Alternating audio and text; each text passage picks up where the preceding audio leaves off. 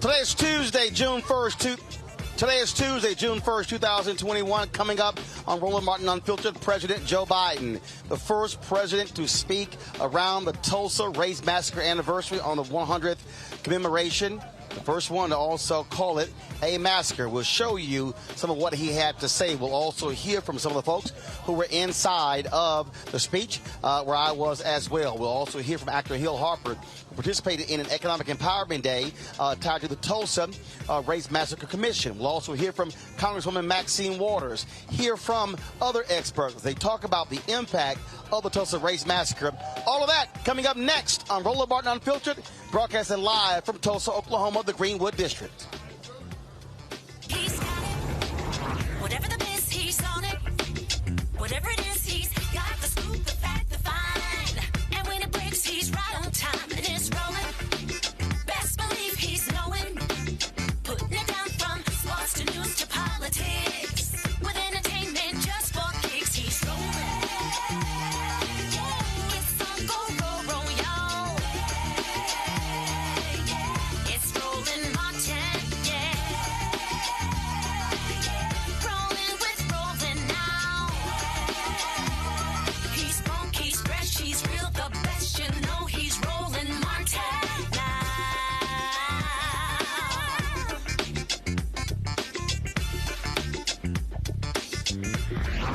Martin. Hey, folks, this is...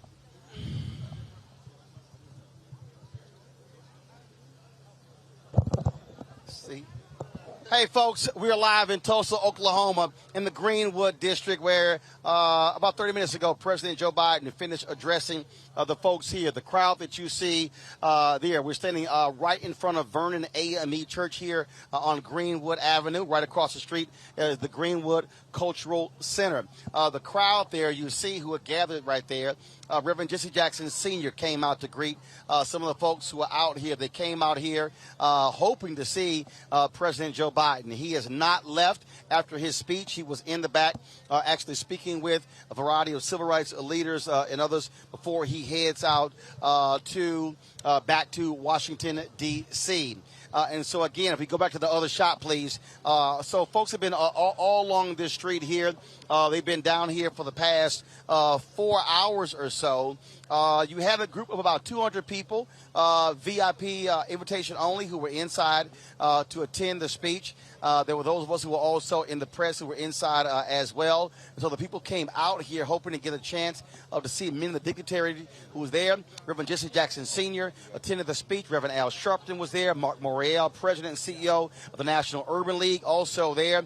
Members of Congress, including Congresswoman Brenda Lawrence of Michigan, Congresswoman Lisa Blunt Rochester of Delaware. There was also Congresswoman Barbara Lee of California. You had Congressman Stephen Horsford from Nevada, Congresswoman Sheila Jackson Lee from Texas, and Congressman Hank Johnson from Georgia. So they were all there attending the speech. As President Biden said in his speech, this was the first time a United States president came to Tulsa to commemorate this anniversary. This race massacre took place 100 years ago, sundown on May 31st, and extended through the wee hours on June 1st. And what's interesting is that for a long time, I mean decades, this city would not even acknowledge what took place. Insurance companies refused to pay the claims. Black people who had their money in banks couldn't get that money out because the bank said, you have no proof you had money here, because the papers were burned up when 36 blocks of black prosperity was gutted, completely destroyed by white domestic terrorists. That's what took place here in Tulsa. As I said, there were a number of people who were there. Reverend Dr. William J. Barber was inside. Also, longtime Tulsa resident Bishop Carlton Pearson. He was also inside the Greenwood Cultural Center to hear President Joe Biden speak. He joins us right now. Bishop Pearson, glad to have you back on Roland Martin Unfiltered. Just from your perspective, first of all, what did it mean to have a U.S. president come here to acknowledge that this is real? In his speech, he said this was a massacre, not a race riot. That was the most profound words. Those were the most profound words spoken about this incident in American history, because the president said it. He didn't skirt around it. He didn't act like it didn't exist. He didn't try to soft shoe it. He said it the way it was. And that room was touched and moved. You were sitting right in there. It was very powerful for us to hear the energy shift when a president said it very apologetically and unapologetically. It was a somber move. That's Jesse coming. Go get him. It absolutely was. Reverend Jesse Jackson. It absolutely was a very somber moment. And again, Reverend Jackson is walking over here, and so we're going to lead him right over and here. And the pastor. Bishop Pearson has no problem sharing the microphone here. Not at all. And so we got Pastor Turner here. We got Reverend Jesse Jackson Sr. Reverend Jackson, step right on here. In here. I just want to get your thoughts on what President Biden had to say to the crowd here in the Greenwood District. He opened up the wound of the big cover-up. That's important. We're not going to go beyond the cover-up to the new day. We need now, given by the federal government, to make African-American hate crime bill. It's done for Asians and it's done for Jews. Secondly, make lynching a federal crime. It's not passed Senate. Last time, Rand Paul held it up. We also need a $100+ million development bank. Not just a grant, but a bank that intends to lend to small businesses. That's a restitution. See, the John Rogers who lost their homes, and they should be restitution, not reparations. They must be paid for sickness from them. In his speech, President Biden, he mentioned how we've changed, how we moved along, and then he mentioned seeing these multiracial commercials. And I'll be honest with you, when he stated that, the first thing that I thought about as a black-owned media company is saying, that's great that we're in the commercials, but we're not getting the advertising money. You got to deal with the money if you want to deal with America. Well, no. I think you're saying something else. I agree, but I'm black ads all the time. It seems to me that when Diane Carroll kissed a white guy, it was national news on TV. The blacks are not saying humans. Now, to make us human, we sleep on mattresses, we run, we play. That's a piece of it. But your point is, at the end of the day, it's an economic factor, and we must fight these companies tooth and nail to get Carol Williams and other black-owned agencies of record. Burrell in Chicago, Carol Williams in California. This is the deal breaker for us, deal maker for us. Really. Pastor Turner, I want to bring you in here. You heard, I'm bringing Bishop Carlson. You heard the president. He talked about housing. He talked about 10 to 15% from disadvantaged businesses. But again, what I heard was that disadvantaged businesses, that includes a whole lot of people. We also got to be black specific in the ask. Absolutely. And I want to say it was good that he's the first president to come here in 100 years, but we and I appreciate that, but we need to make sure that we have some legislation to back up that speech. And while we appreciate the presence, we want to see some policy. And he came right close to supporting an anti-black hate bill, but I didn't hear that come out of his mouth today. I'm hoping that it does. We still have not seen policing reform, George Floyd. We still have some voter suppression laws across this country that we need to get addressed. And like the Reverend Jackson stated, lynching today in America is not a federal crime. I'm going to repeat that. Lynching today in America is not a federal crime. And we still do not have an investigation into the worst race massacre in American history, where when bombs were dropped right here on American soil, we've never had a federal investigation into that. Perpetrators. Somebody knows whose granddaddy did the burning, the killing. The victims are perpetrators, and both must be addressed. We're leaving right now, but we're starting a Rainbow Push Coalition in the area. Reverend Turner will be the point person to convene the Rainbow in this area. Bishop Carlton Pearson, on that point again, here, I've been hearing from lots of people. They appreciate the gesture. They appreciate the acknowledgement. But if you don't deal with the repair, if you don't create a victims compensation fund, America created a multi-billion-dollar victims compensation fund for 9/11, but Tulsa and Oklahoma, America still has not done it for the residents of Greenwood.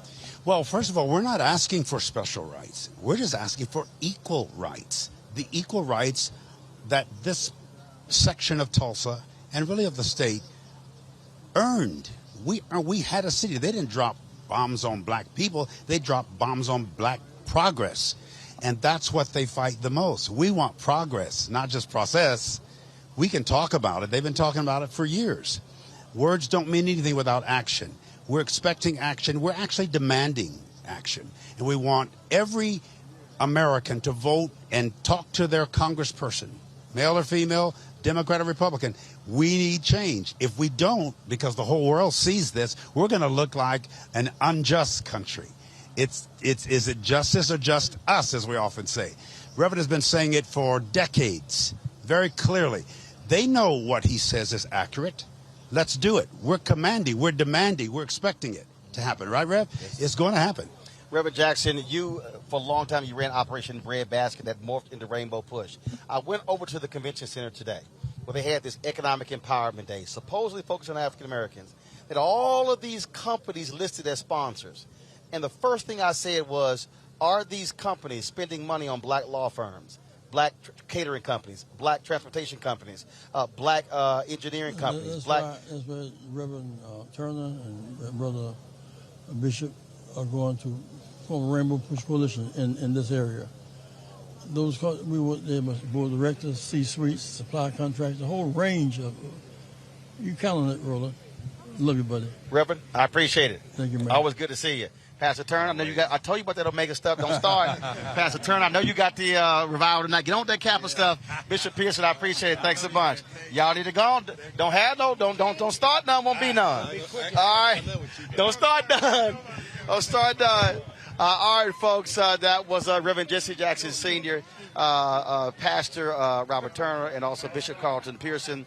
All of them, of course, here. And so we certainly thank them for stopping by with us. Again, what people here are saying, you have to deal with the money.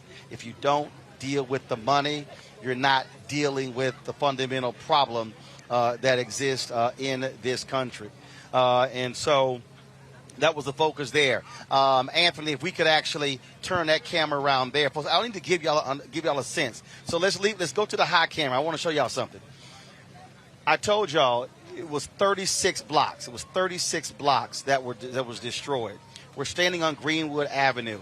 So you're talking about all the way down. Remember we covered the march on Friday. It started at the middle school. That was what was 1 mile away.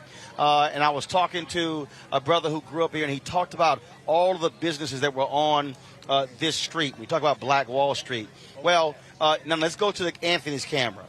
Down there, folks, so you see the freeway. Let's go to the other camera. You see the freeway. You see the freeway there. That's freeway which came in the 60s, split this neighborhood up. And so let's bring the camera down. Bring the camera down. And so right across, bring the camera down. Pan down. And I want you to, and so there's a baseball field over there, and you have a few black businesses that are down there. Y'all, that's it. That's it. In fact, let's go back to the high camera. Where this cultural center sits, this is not even black owned. This land is actually owned by the city. And so just so people can understand what was lost. So we'll go back to Anthony's camera. So everything on the other side of this freeway, all of that was land that black folks owned. So you were seeing, switch to the other camera, Anthony's camera.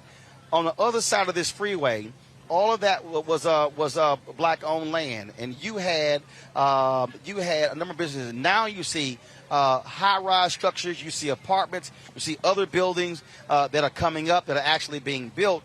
And so again, acknowledgement is one thing. The people here are thankful for President Biden coming here to acknowledge what took place 100 years ago. But this city has not confronted the after effects. They have not dealt with financially. The mayor has repeatedly scoffed at creating a victims compensation fund. Philanthropy in the city has refused to deal with it. Major corporations has refused to deal with it. And in fact, I'm going to do this here, folks. And again, we're going to discuss it a little bit later. let me just give me a second here. I told y'all when I was talking there exactly what we were seeing. And I know Hill Harper is around here, so I'm going to grab Hill in a second. And so here's the whole deal here, folks. There was as I was telling you, they had an economic conference. I was supposed to speak on one of the panels. Hill Harper was involved. The Tulsa Race Massacre Commission, they put this on. But I want to show. I want y'all to understand, because remember, we have our "Where's Our Money" segment, and a lot of y'all been upset with me, asking me why we keep focusing on this sort of stuff, and why we keep hyping this thing up. And so you should be able to go to my iPad. So take my iPad. This was one of the signs that was at that conference. And so you see they had Black Commerce Street. They had Fireside Chat, the importance of black entrepreneurship in shaping communities, funding opportunities for the new majority, the way forward, innovations and partnerships. And look down here. Look down here, y'all. J.P. Morgan Chase was the sponsor of those workshops. Now, yesterday, Demario Simmons told us that J.P. Morgan Chase was one of the banks that did not pay out the claims. Also, black people have money in their banks. But they were the sponsors of a black economic conference. Now, come back to me. Let me show y'all this here. So here was another deal that was there. This is another sign of, these are the silver sponsors. Silver sponsors. Go back to my iPad, please, so you can see that. Okay, Capital Group, National Association of Counties, Category Pirates, Moet Hennessy, First Oklahoma Bank, Prudential, Public Service Company of Oklahoma, Prosperity Bank, QT, Boeing, Vast Bank. All of these banks were sponsors of an economic empowerment conference taking place today. So let me go here. You see this here. Other sponsors: Nationwide, J.P. Morgan Chase, Baker, Oklahoma, Combs Enterprises, Deloitte Digital, Salesforce, Walmart, Org. Okay, sponsors. Here you got more right here. Again, American Express, PepsiCo, Citi, the American College of Financial Services, BlackRock, Acheon Opportunity Fund. Now let me focus on BlackRock. Right now, Jacob Waltauer, African American who owns Blueprint Capital, is suing BlackRock right now in New Jersey from freezing black private equity companies out of participating in the pension fund in New Jersey, which is worth $80 billion. So here you have BlackRock that's sponsoring an economic empowerment conference supposedly for black folks when they are being sued right now by a black private equity company.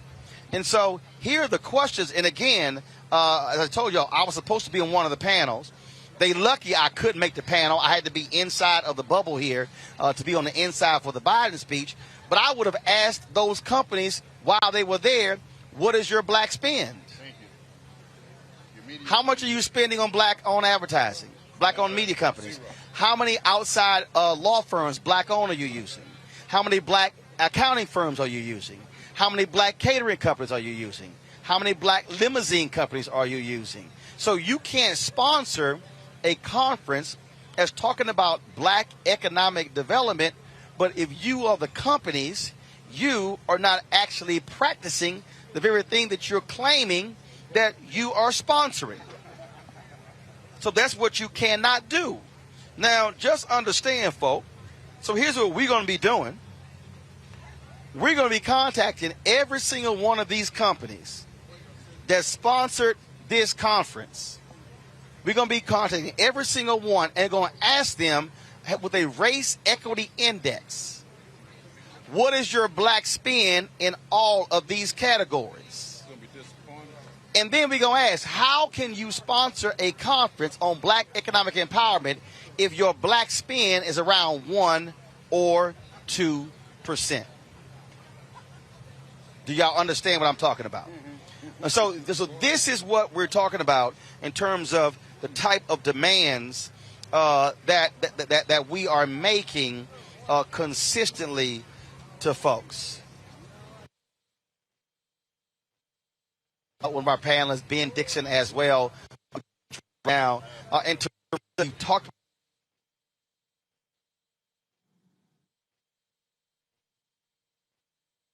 about Anthony, we're having an issue with the signal. We're freezing. That's why we got to figure out what's going on here. Benjamin, go ahead and weigh in on this. One of the things that, as you were talking about those sponsors, J.P. Morgan and Chase, the first thing I thought about was Jamie Dimon, the CEO, who was in a hearing with Senator Elizabeth Warren last week. And they were talking about how J.P. Morgan made all of this money off of poor people, Black people during the pandemic in overdraft fees. And he refused. He absolutely refused to address the fact that during the pandemic, J.P. Morgan and Chase, under the leadership of Jamie Dimon, has been getting billions of dollars off of poor people in the pandemic. So it's really consistent to see them doing, getting the publicity and the PR associated with the 100th anniversary of Black Wall Street being bombed into non-existence, but not actually living up to the promise that they're giving.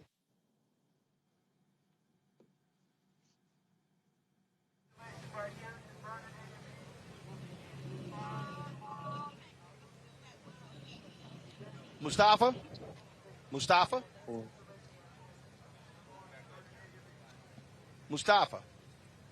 I'm here, Roland. I couldn't hear you. Again, a presidential speech is nice, but you got to deal with the money. Without a doubt. I mean, we know that we appreciate the words of President Biden, but we also understand that the federal government has a huge amount of resources that could be dedicated to the rebuilding of the Greenwood district there in Tulsa, Oklahoma. So that has to be a part of the mix. You know, there are literally $500 billion in contracts that go out every year from the federal government. We need to redirect many of those different types of resources, both at HUD, and work at EPA, the work at transportation, the work at Department of Labor and others getting focused. And then we have to also make sure that there are real, authentic public-private partnerships. So as we stated earlier, we know that corporations, whether directly or indirectly, have made money off of pain and trauma that has happened inside of our communities, going all the way back to Tulsa and moving forward.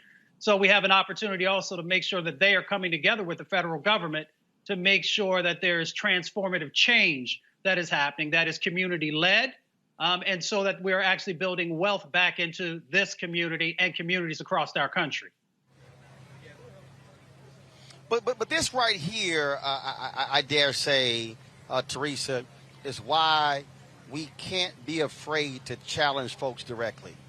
When I listed all of those companies, we have to sit here and nail them, target them, be direct with them on how are you going to sponsor a conference, but then you're not actually doing what you are claiming to sponsor with the conference.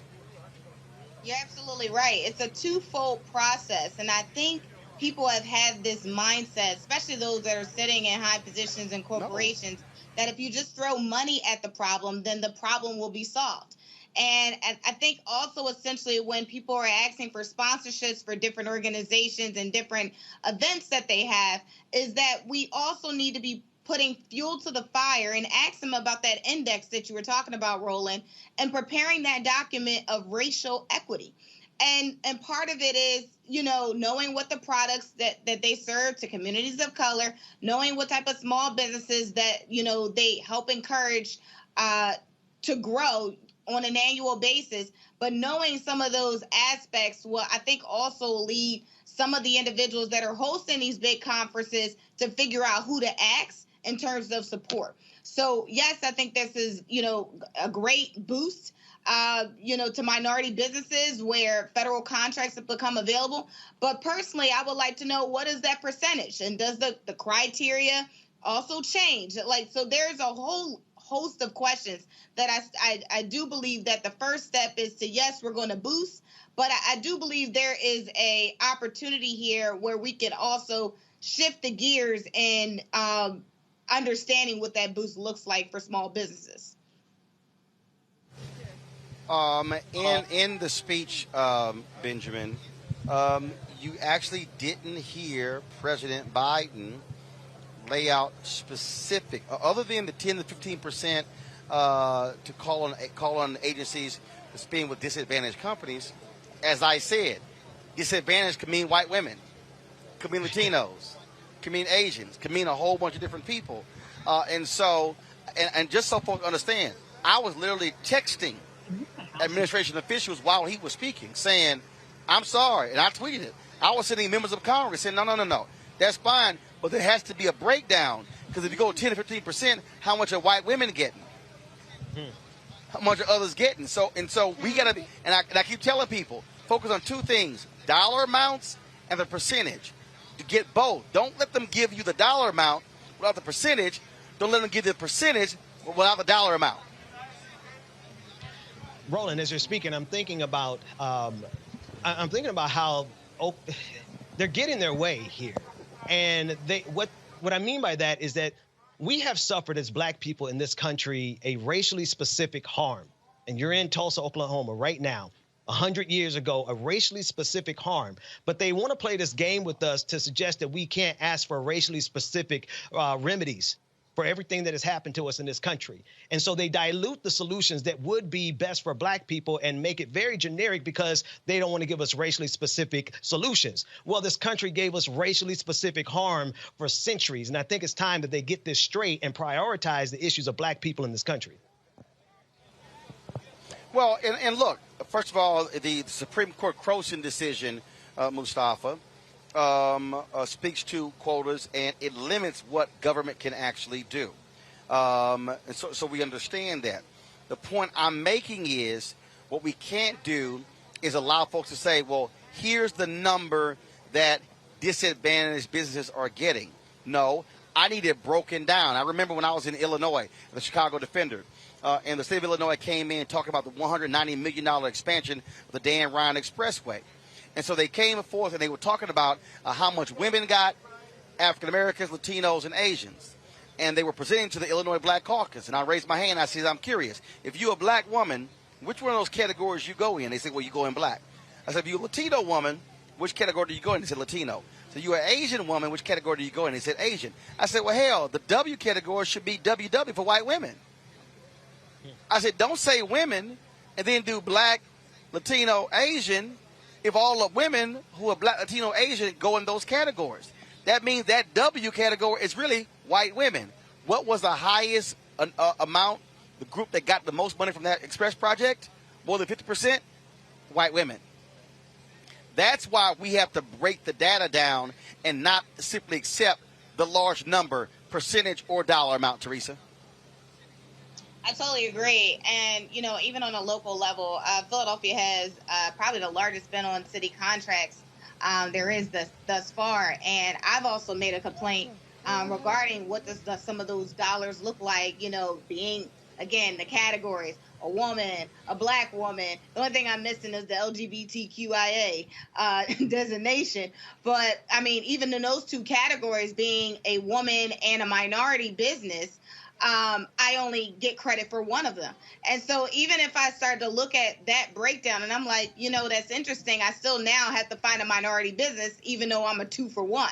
So it's so unfortunate because the devil is really in the details here. And I think if we're starting to say that minority businesses or small businesses are the backbone of the community or backbone of the economy, well, I would say the community too, but the backbone of the economy, we really need to start to take a look at how the minority businesses are trying to grow in this new system of how they pretty much proportion out some of those business ideas.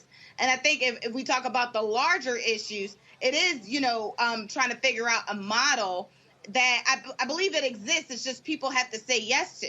Right. So the governors have to say yes to. City council has to say yes to. Mayors have to say yes to. But putting this plan together in order for us to find a solution that everybody can eat at the table and not just one side of the sword. Absolutely. Joining us right now is actor Hill Harper. He was the host of the Economic Empowerment Day taking place at the Convention Center as part of the Tulsa Race Massacre Commission. And Hill, one of the things that I was saying was that I listed all the sponsors. And the first thing I said when I went over there was, how do they stack up on their black spend? Which is what we have to be saying. We have to be sponsoring a conference is one thing, but are you spending with black-owned companies? Absolutely. In your daily business? Because probably what they gave for the sport of conference pales in comparison to what they actually are spending every day in their companies. Without question. And where are we talking about Tier 1 capital, where we're talking about access capital, where we're talking about supplier diversity, any of that spend is part of recirculating dollars. We have to bring dollars back into our community and then recirculate them. And it's not, and you're right, if it's not happening, particularly on the issue that I heard you talk about when Reverend Jackson was here about reparations for survivors, H.R. 40, these types of things. Yeah, that's going to pale in comparison to what companies are spending the billions and billions and billions on actual incoming supplier diversity initiatives. And all these companies, yes. And in fact, John Rogers has been saying, John Rogers said, don't even use supplier diversity. He said, don't even use that phrase at all. Because you think it's a diversion. Absolutely. John, I interviewed him earlier. In fact, I'm going to be talking with him. We're going to show the interview a little bit later. He said, no, we must use what is your black-owned spend. He said we cannot allow them to finagle their way out of that because, to Teresa's point, when they bring in LGBTQ women, white women, bring in everybody, then all of a sudden you see this large number, but then you go, no, I need the number broken down. Right. And so, same thing. So now the hot craze today is DEI, diversity, equity, inclusion. Because, see, all these DEI jobs, they have no P&L responsibility. Yeah. They have no staff. They got no budgets. Yes. But ultimately, Roland, for me, and I'll be honest, because people ask me about whether it's politics or whether it's spend, I think we have to just look in the mirror ourselves. We already have $1.2 trillion of buying power in our community. Right. And we'd be the 15th largest GDP in the world if we were a country, yet we don't spend that intentionally. A dollar leaves the black community within 6 to 7 hours. And if that's the case, we cannot build wealth unless we're recirculating the dollar. That, to me, is even more important than asking PepsiCo who their supplier is. That's for real. No. We got to fix our own house. No. But here's the deal, though. They can happen simultaneously. Here's what I mean that. Right. So when Byron Allen filed his $10 billion lawsuit against McDonald's is spending 2% of their media money with black-owned media. Yet 40% of their revenue is coming from black customers. Absolutely. So we're actually spending our money. What I'm arguing, that's a return on investment. Exactly. That is, without us, y'all in trouble. General Motors, 11.4% of all GM cars bought by black people. They were spending 1% of their money with black media. Yes. Now we got to start asking. The brother who was a general counsel, he since left at Coca-Cola, he challenged all the law firms saying, I'm going to start taking business away from you because y'all ain't serious about diversity. What I'm saying is, this is where we say, no, there's about to be a return on investment. No, brother, we live, brother.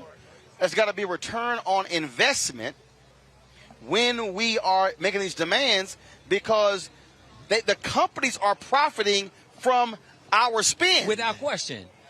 Roland, let's think about tech. We make these tech platforms, right. billion-dollar companies. We just made Clubhouse a $4 billion market cap in beta because black folks got on that app. We made Twitter. You're right. Our culture has been monetized. We monetize companies with our dollars. The question is, how do we keep the money in our community? How do we get to monetize blackness? We have to create our own companies, our own tech, and support, just like what you've done with this platform. This is why folks have to understand how powerful what you're doing with this platform. This is called self-sovereignty. This is called using technology, state-of-the-art technology, to own your platform. And if we focus on that, using decentralized technology, using the state-of-the-art stuff, doing this is to me, you are the light of what we need to do. You're doing it in media. We need to do the same thing on tech platforms. We need to do the same thing in fintech. We need to do the same thing in all of these areas. Well, I'll give you a perfect example. You talked about Clubhouse. So Isaac Hayes III has created his app fan base. Yes. Which allows for you to actually get paid for your content. Yes. So we need this crowd fund. I invested $50,000 in this crowd fund. And when I was saying to people, to your point, we made Clubhouse hot. We can just as easy make fan base hot. Yes. We can $4 billion valuation. this black-owned app could be a $4 billion valuation. He has chat rooms like Clubhouse. He has photos like Instagram. I can do videos like Instagram. And I think you can do private stuff but like to your point, OnlyFans. It has to be intentional. It does, and that's why I launched the blackwallstreet.com and the app, and we launched it last night on another platform that brothers run called Earn Your Leisure, the #1 fintech podcast out there right now. Brothers doing it, and they're doing it very well. Wall Street Trapper was there, another brother who's talking about finance. The blackwallstreet.com is a digital app that we're launching to let people invest in Bitcoin and not have to go through the Coinbases, the Cash Apps, the Venmos. So explain that. So I've had some people. We were discussing this at dinner last night. I've had some people say, Roland, you need to start accepting cryptocurrency to join your fan club. Yes. Okay. You should. So, all right. So for people who have no idea what the hell that is, they hear it and they're like, I don't know what this all is. Explain what your app does to help with that. So let's say if I wanted to say we're going to start accepting crypto, if you want to join our Bring the Funk fan club, yes. How does your app help facilitate that? Okay. Well, first of all, we have to. Crypto's a big world and a big universe. Got it. There's 9,200 different cryptos out there. 99% of them are trash. Let's be clear. They're designed to try to separate you from your money. Okay? So that's why it has to start with education first. Right. Okay. And so on our platform, we have financial literacy, financial education about crypto, etc. But beyond that, what digital wallets simply do, we're moving into an age of digital currency and cryptocurrency, where just like the watch on people's hands are accessories for the most part because they do exactly what you're doing. You look at your phone for your time, right? The same thing's going to happen with your wallet or your purse. You're not going to use what's inside of it, credit cards or cash, to transact. You're going to use a digital wallet in your phone. You're already doing it. Apple Wallet, PayPal, Venmo, Cash App, etc. Here's the problem. We don't own any of those. Right. And I just said, right on this street 100 years ago, a dollar circulated 6,200 times, which was a year, 2 years or more within the ecosystem. Right now in America, a dollar leaves the black community within 6 to 7 hours. If we don't start owning our own digital wallets, it'll be leaving within 6 to 7 seconds. That's why I created a digital wallet, an app. Now, why are you able to buy only Bitcoin on that app? You can only buy Bitcoin on others like because it said all the rest of them are trash. You already said. Yeah, exactly. You catch on quick, right? No, I pay attention. So here's the deal. Every Bitcoin has 100 million Satoshis in it. I have a saying, and other people say Satoshi is black. What do I mean by that? We finally have a fair, decentralized type of currency that if we index in early right now, the entire world will have to come through us for access to that asset. 95% of black Americans keep their portfolio in cash.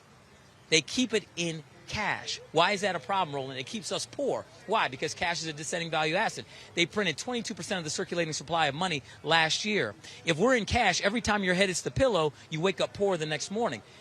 The wealthiest 1% keep 95% of their assets in things other than cash, ascending value asset classes, real estate, fine art, blue chip stocks.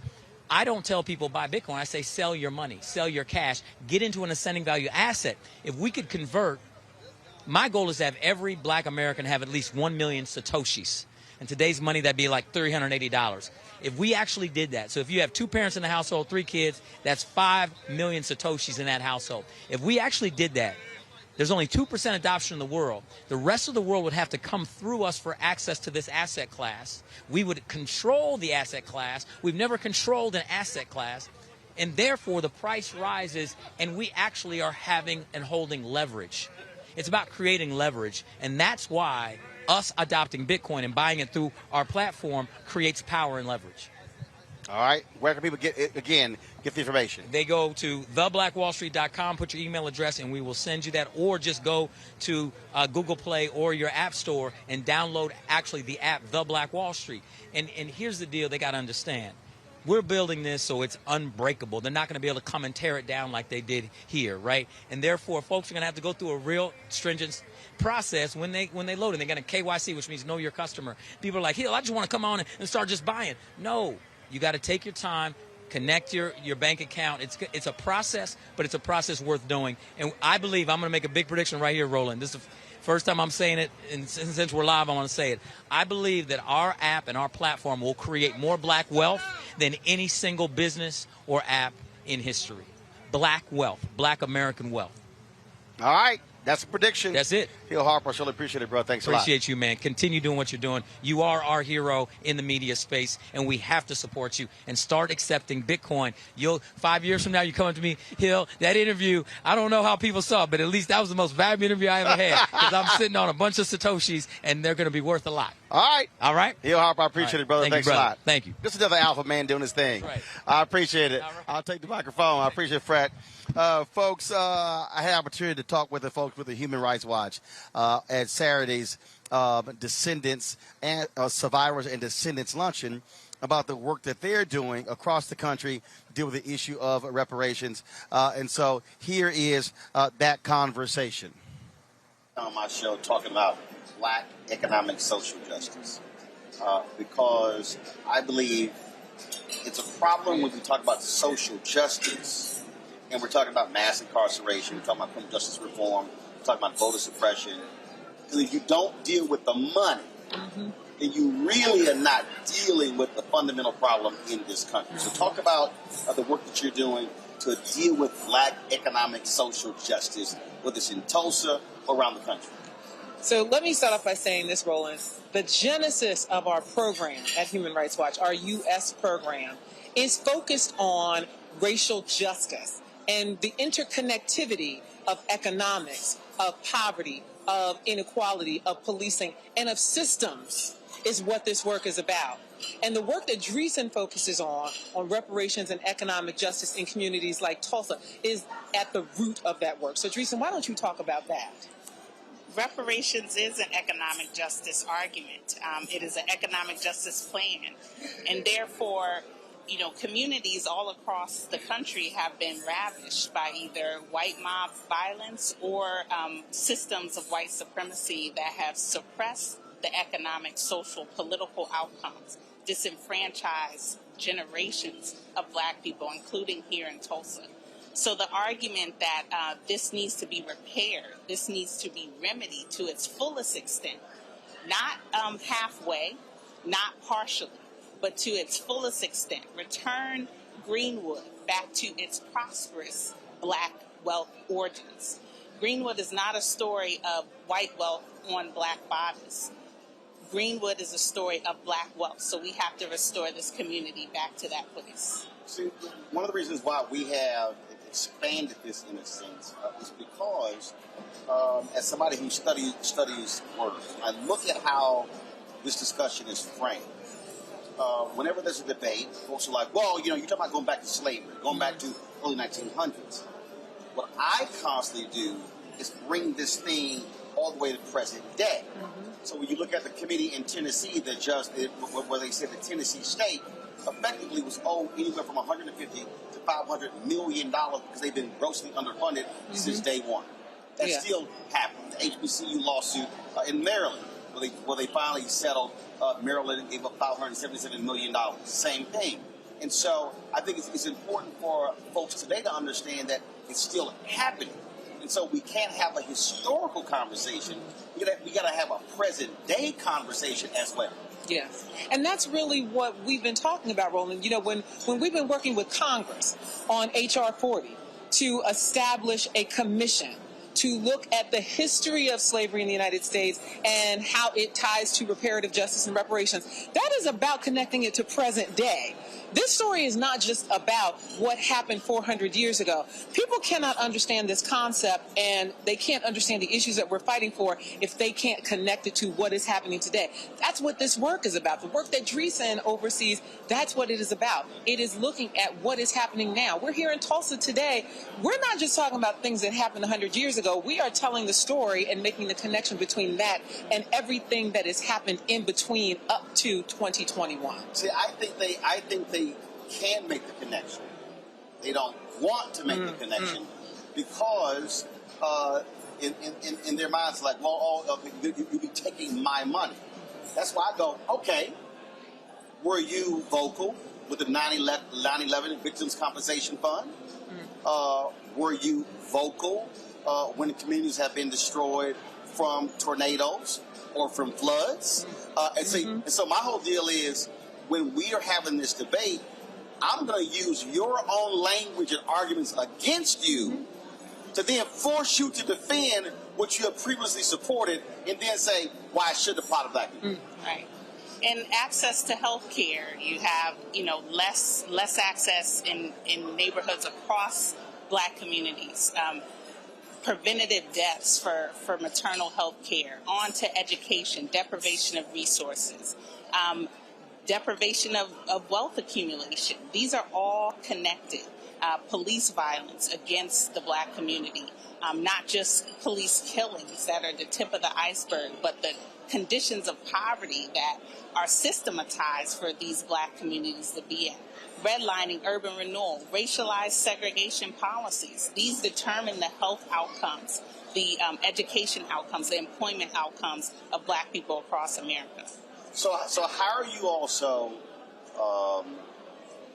keeping up with these success stories? The reason I say that, I spend lots of time studying the Black Freedom Movement. And a lot of people focus on marches, events, speeches.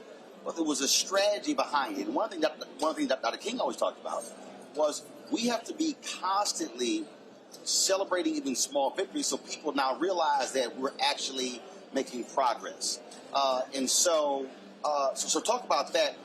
Places where what you're describing is being done, has been done, so people understand that it's actually happening, that we're not having a theoretical conversation, a rhetorical conversation. You're actually seeing results of this. Right. Across the country, you're seeing reparations efforts at the institutional and the local level and at the state level. You have Evanston, Illinois, implementing its first phase of its reparations program for housing remedies. You have places like Amherst, Massachusetts,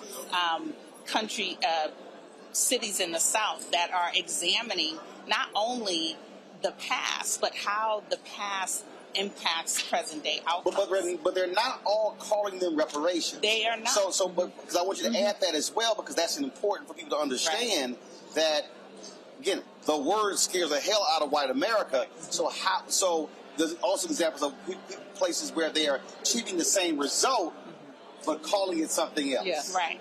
And there's a benefit to bringing attention to what reparations will do and what racial equity and good public policy should be doing anyway. The government should be doing racial equity policies anyway. Reparations helps close the gap so that those equity policies can actually be implemented and impact people's lives thereafter. If you do not repair the harm, then there is no impact on those equitable policies from there on. So some cities are going to call it a racial equity program. Some cities are going to call it reparations. But there's a specific process with reparations where communities have to determine their recipe for repair. Governments can't say, this is your reparations, here's your history center, this is your reparations. The community has to determine, based off of the harms they've experienced, what that reparation should look like. See, for me, I'm not including history centers. On this issue, for me, I'm dealing with money. So I'm not interested, and there's no disrespect to what people have done, but I'm not interested in museums, centers, whatever the heck. I'm looking at what happened in Florida with Rosewood, where they created $2.1 million for scholarships. Okay, that's benefiting those students. Now, some will say, well, but not others. But bottom line is, I'm interested in money. The efforts that we're in, how we are going after these companies when it comes to not advertising with black-owned media. Same thing. And so there are multiple ways in which are different strategies people are employing.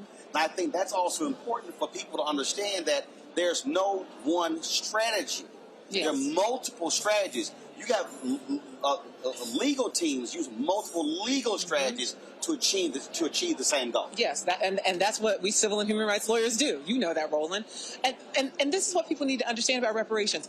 As Dreesen was just saying, it is not a one-size-fits-all. It is a panoply of options that are available when we're having this discussion about reparations. So the same things that you were just talking about are a part of that. When we talk about, monetary relief, when we talk about improving communities, when we talk about improving healthcare systems, educational systems. All of that has to be a part of the conversation on reparations. So yes, money is a part of it. I'm glad you're focused on that. But so are these other pieces that we are talking about. It is all a part of this large collective effort to provide reparative justice and to make these communities whole again.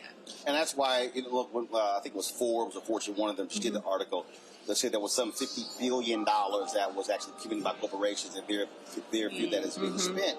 I think we also have to really change the mindset of even our community, where we get folks to understand that philanthropic support is not the same as investment. Yes, exactly. And I think what has happened in the black community, what we've had an emphasis on philanthropic support. We've had an emphasis on corporations who are giving to the Urban League, giving to the NAACP. Well, first of all, any donation they give to them pales in comparison to what they should be investing in black businesses. Exactly. And so people got to be very careful in these neighborhoods, in these cities, in these states, when people have these conversations, that it's not a philanthropic-led conversation, because in fact, there's even a challenge to philanthropy as to how they are excluding African Americans. Oh, sure, you're making this donation, but what black lawyers are you using? Yes. What black accounting firms are you using? What black event planners are you using? What black caterers are you using? So even in the philanthropic world, they're also practicing white supremacy, even when they're so-called do-gooders. And people need to understand the philanthropic efforts, that's not enough. I don't want people to misunderstand that when a philanthropic organization writes a check and donates it to one particular organization or another, that's enough. That's not what this is about. This is about a full-fledged process to create wholeness in communities and to empower those communities also, Roland. It's not about somebody writing a check and saying, here's how we want you to use it, because we know that's also what happens too when philanthropic organizations write checks. They will often dictate to you how it needs to work. And that's not what reparations is about. It is, as Dreesen said, it is about these communities being empowered and dictating and determining for themselves what should happen in their communities and how their communities should be improved for their benefit. Where do folks go to get more information on your work? hrw.org/reparations now. Cool. Appreciate it. Thanks a lot. Thank you. Thank you, Roland. All right, folks, we are here in Tulsa, Oklahoma, here on Greenwood Avenue in the Greenwood District. You see how the street is pretty much cleared out. The hundreds of people who are out here waiting to get a glimpse of President Joe Biden. He has left. He is no longer here, flying back to Washington, D.C. We're standing here broadcasting in front of Vernon AME Church, where moments ago, Pastor Jamal Bryant actually arrived. He's going to be preaching at a revival here. They normally do it anyway. And so in a moment, we're going to actually speak to him. Pastor Robert Turner is showing him. They dedicated a prayer wall here at Vernon AME. Anthony, let's get a shot. And let's get a shot of them sitting before there. Again, we're standing here. There's a prayer wall that they erected. Vernon AME, this was where 100 years ago, black folks who were attacked, actually, let's just do it right here. Let's use this camera right here. The black people who were attacked by white domestic terrorists, they fled here to the basement of the church. It was over here. Jamal, come on over here. I'll talk to a little Kappa. Let me give you the microphone here. You popped in for revival here. And Pastor Turner here, you needed backup. You needed backup. So we've been talking about folks appreciative of acknowledgement. But if you don't deal with the money, then it's just a feel-good moment. Right. It's amazing. Dr. William Barber has carried the real torch of Dr. King, who understood the next step after civil rights was civil rights. Dr. King said in a conversation to Harry Belafonte, what's the point of a Negro sitting at a lunch counter if he don't have money for a hamburger? And so this is really about economic justice, that we're not coming to smell ashes, but really to demand reparations. And that's why people have come from all over the country. There are a lot of people who, I love the folks who go, do for self, do for self, do for self. Now, first of all, the black church has always done for self. Right. I own this company that's doing for self. That's right. My security guy owns his company that's doing for self. But doing for self also doesn't mean that we ignore the billions being spent by the federal government, state government, county government, city government, school districts, corporate America, because white wealth in America was not built by doing for self. It was built on doing for access. Right now, Jeff Bezos, the richest man in the world, is asking for a federal bailout of his space company. Right.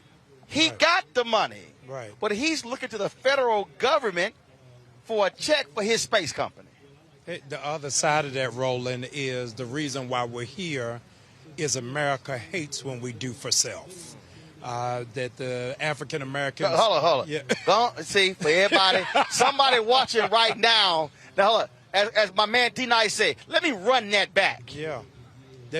We are here because America doesn't like for us to do for ourselves. You and I crisscross around the country, especially pre-COVID. And if you go to Baltimore, you go to Little Italy, you go to New York, you can go to Chinatown.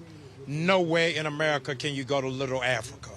And Tulsa was the closest thing to it of what it means for cooperative economics. It sounds good, but African Americans have a rough time doing for self if we go to Wells Fargo trying to get a small business loan. But that same bank will give us loans to get used cars. So when we do for ourselves is a different kind of fight and a different kind of battle. Also, I think what has to happen, and we've talked about this before, and I keep saying is there has to be a reprogramming of black America. Yeah. That we have to understand how deeply embedded white supremacy was. When I'm going to play the video later, when President Biden did the tour of the Cultural Center, he asked the sister, well, after they rebuilt Black Wall Street, what happened between 1925 and 1950? And he asked, well, did it get destroyed because of the freeway? And she said no. She said, and I saw her, and I saw it in her face like, damn, I got to actually say this, but I don't want to say it. She said, no, actually what did it was because with integration, black folks spent our money in white establishments because we wanted to have the freedom to spend our money in a white establishment. If you read Gerald Horne's book on Claude Barnett, it says Claude Barnett's Associated Negro Press and the Jim Crow Paradox. The Jim Crow Paradox is that every time we put a nail in Jim Crow, we actually are putting a nail in black self-sufficiency. Wow. The forgotten page about Tulsa that is so significant is that when Marcus Garvey was running low on trying to build the ships, it was the business Black Star owners, cruise ship. Yes, right.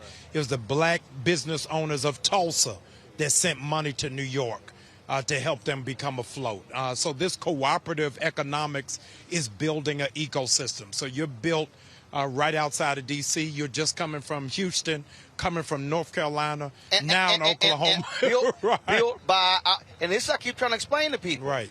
Last year, our fan base gave $672,000 wow. for this show. Wow. That represented 20% of the revenue we generated last year. Right. And I think that's where we've got to start looking. There was an article yesterday that said, let's not confuse reparations with conversation. Just by us talking about it is not the paycheck. And so everybody's talking about where's our equitable piece in media and media representation. This is it. And so we got to stop talking about it and really put our money where our mouth is. I know you got to preach. I appreciate it. We might take some of that live, you know. I mean, but when you did mention Dr. King and Reverend Barber, yes. That's two alphas. Y'all go ahead. No, it's all right. It's all good. Yeah, I'm gonna give you that. I can't even fight that. But I already heard his feelings earlier when I told him. I said you can't even take Kappa Alpha Psi because you got to say Alpha. Y'all go ahead, go. You're gonna preach. Give peace a chance. God, give peace a chance. Y'all know we always got to have a little fun with Pastor Jamal Bryant. That's my man. We always. Tiffany Crutcher. Come here, Tiffany. Tiffany, come here. Hold on. I'm about to be real black here. I'm about to be real black. So let me do something here. Hold this here. Grab this microphone. See, y'all, I'm a full service host. Anthony, come take this. Let me extend this over here. Switch. Yeah, come on. Put your makeup on. Put your makeup on, Tiffany. See, y'all got to understand. We do everything here. We don't just let folk just drive on by. We make them get out their car. And so Tiffany Crutcher, come on, right here, my left hand. There you go, right there. There you go, just stand right there on the chalk right there. All right, now I know you were trying to go home and get some sleep. Black Wall Street Legacy Fest started Thursday, but y'all been planning this thing. Y'all been working. Y'all been sweating. Been going crazy. President speaks. This is really the culmination. And so first, just your reaction to his speech. I know you had a chance to speak with him. Take it away. Yeah, well, first of all, I am just honored that the president came to Tulsa. This is the first time a sitting president has stepped foot in Greenwood, in this community. Of course, you know Donald Trump came last year, but I think it was very important. He didn't come here. He didn't come here. We wouldn't let him come here. We shut it down. He tried. He tried. Y'all. We covered up everything. We covered up our monument. We had signs and told him he wasn't welcome here. Y'all said orange not allowed. Not today. So we were honored that the president came. My father and I, Reverend Joey Crutcher, we were able to welcome him when he came in. Of course, the first thing he said, he expressed his condolences for the loss of my brother. And he and my dad share a lot of commonalities. They both lost their wife. They both lost a son to cancer around the same age. And they both have the same first name. And so what President Biden did was encourage my dad. It's just who he is. He started to quote some scriptures. And then, of course, my charge to him was the survivors and restitution and reparations, and also trying to reopen Terrence's case with the DOJ. We're coming up on the 5-year statute of limitation in September. And so, I was just trying to get something done. I didn't want to waste the moment without trying to push some of the things that we've been working so hard for in this community. I think his speech was right on time. It was right on time. He called out some of the things. He called out white supremacy, which we needed to hear. This city needed to hear.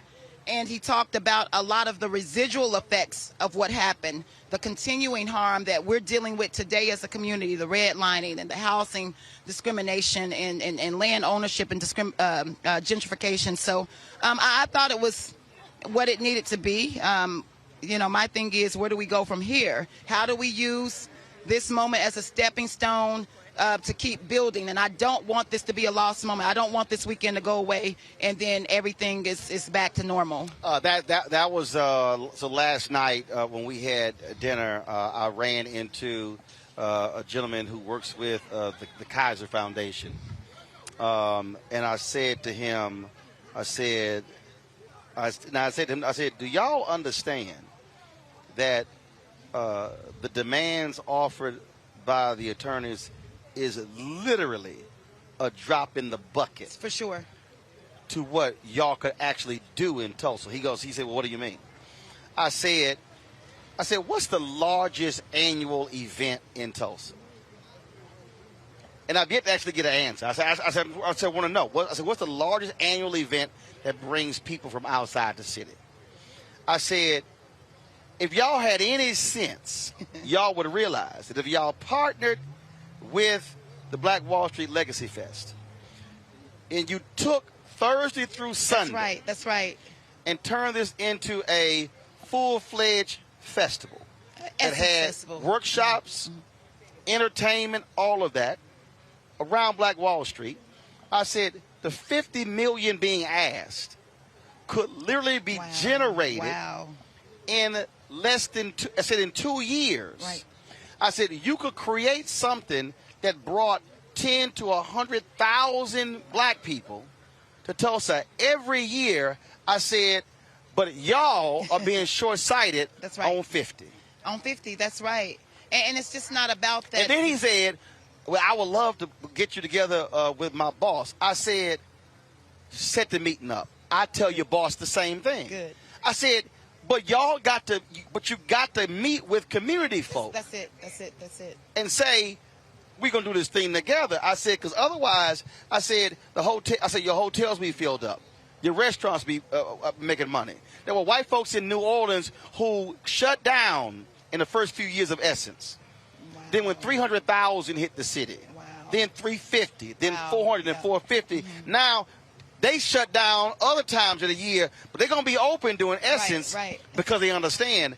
And I'm like, that's what it is. That's what it is. And so, I mean, I appreciate you raising that point, because a lot of times a prophet isn't wanted in his own backyard, and you know, it's not what you say, it's what you keep saying. And when they hear it from other people, that really helps. And so I'm just so thankful for everybody that's come to Black Wall Street, the Congressional Black Caucus, our civil rights leaders, our black media, to really help us amplify this story and to echo our voice. I mean, that's what it's all about. And we're getting ready to debrief right now.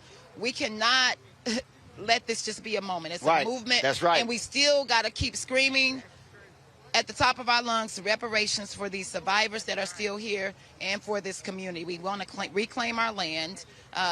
We want to control our own history. We want our children to have scholarships for the next 100 years. We want tax abatement for the next 100 years. There's been no atonement, and we need it, and we need it now. And we cannot waver. I mean, period. Well, I tell for everybody who's watching, I need y'all to understand, it was invite only on the inside. When I got here Thursday, when we met, I said, hey, Tiffany, they got to have black media in the room. She's like, absolutely.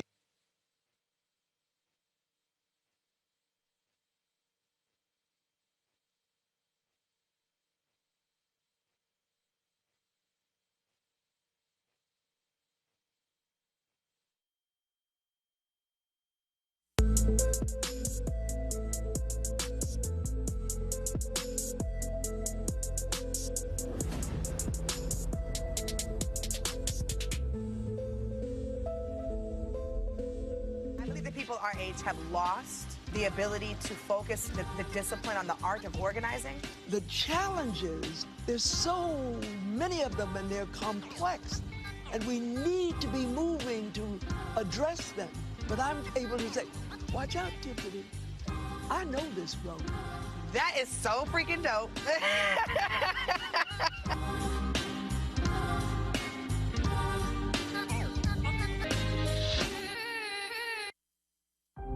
I'm proud of the officers I worked with on January 6th. They fought extremely hard. Our worst nightmare really come true, an attack on American democracy right here in the nation's capital. I experienced the most brutal, savage, hand-to-hand combat of my entire life. I received chemical burns to my face that still have not healed to this day. I just remember people still swinging metal poles at us, and they were pushing and shoving. They were spraying us with, bear mace and pepper spray. They were all shouting at us, calling us traitors. It's been very difficult seeing elected officials and other individuals whitewash the events of that day or downplay what happened. As an American and as an Army veteran, it's sad to see us attacked by our fellow citizens.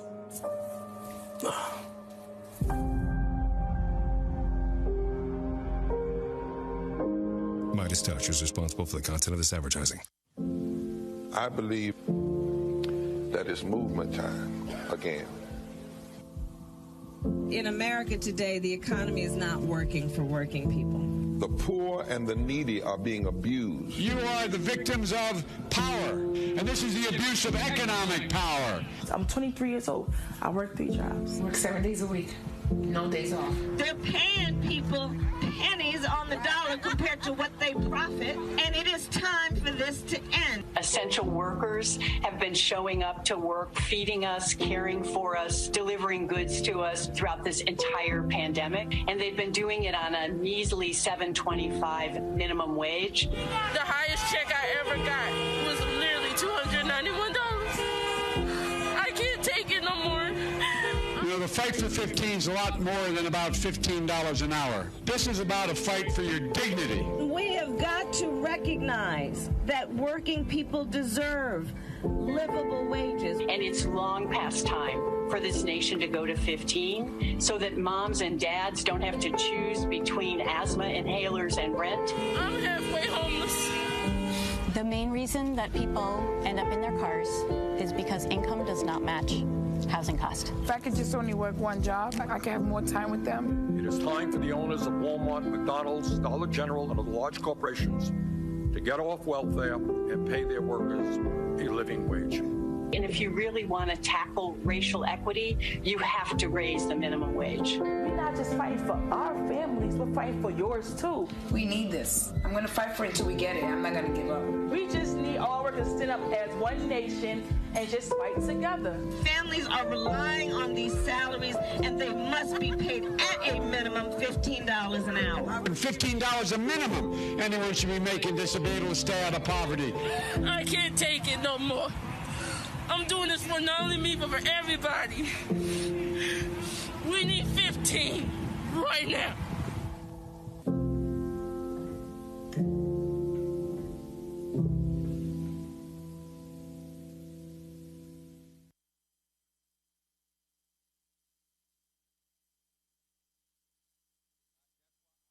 Black women have always been essential.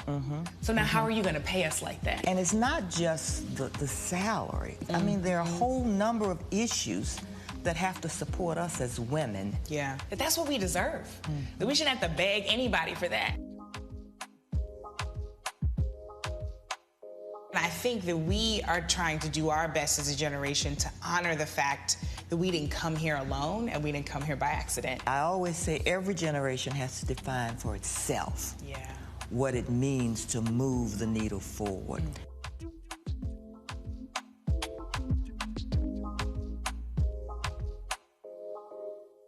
Hi, I'm Kim Burrell. Hi, I'm Carl Payne. Hey, everybody, this is Sherry Shepherd. You're watching Roland Martin Unfiltered.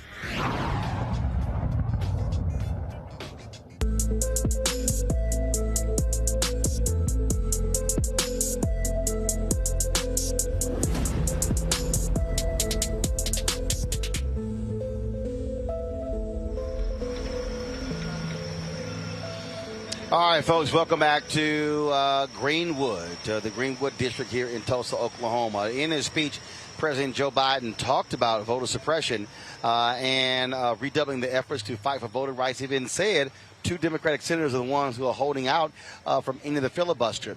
In Texas, Democrats walked out of the chamber, keeping the Republicans from having a quorum, preventing them from actually enacting one of the most onerous voter suppression bills in the country. Joining us right now is the head of the Black Caucus there in Texas, Representative Nicole Collier. Representative Collier, glad to have you in Roland Martin Unfiltered.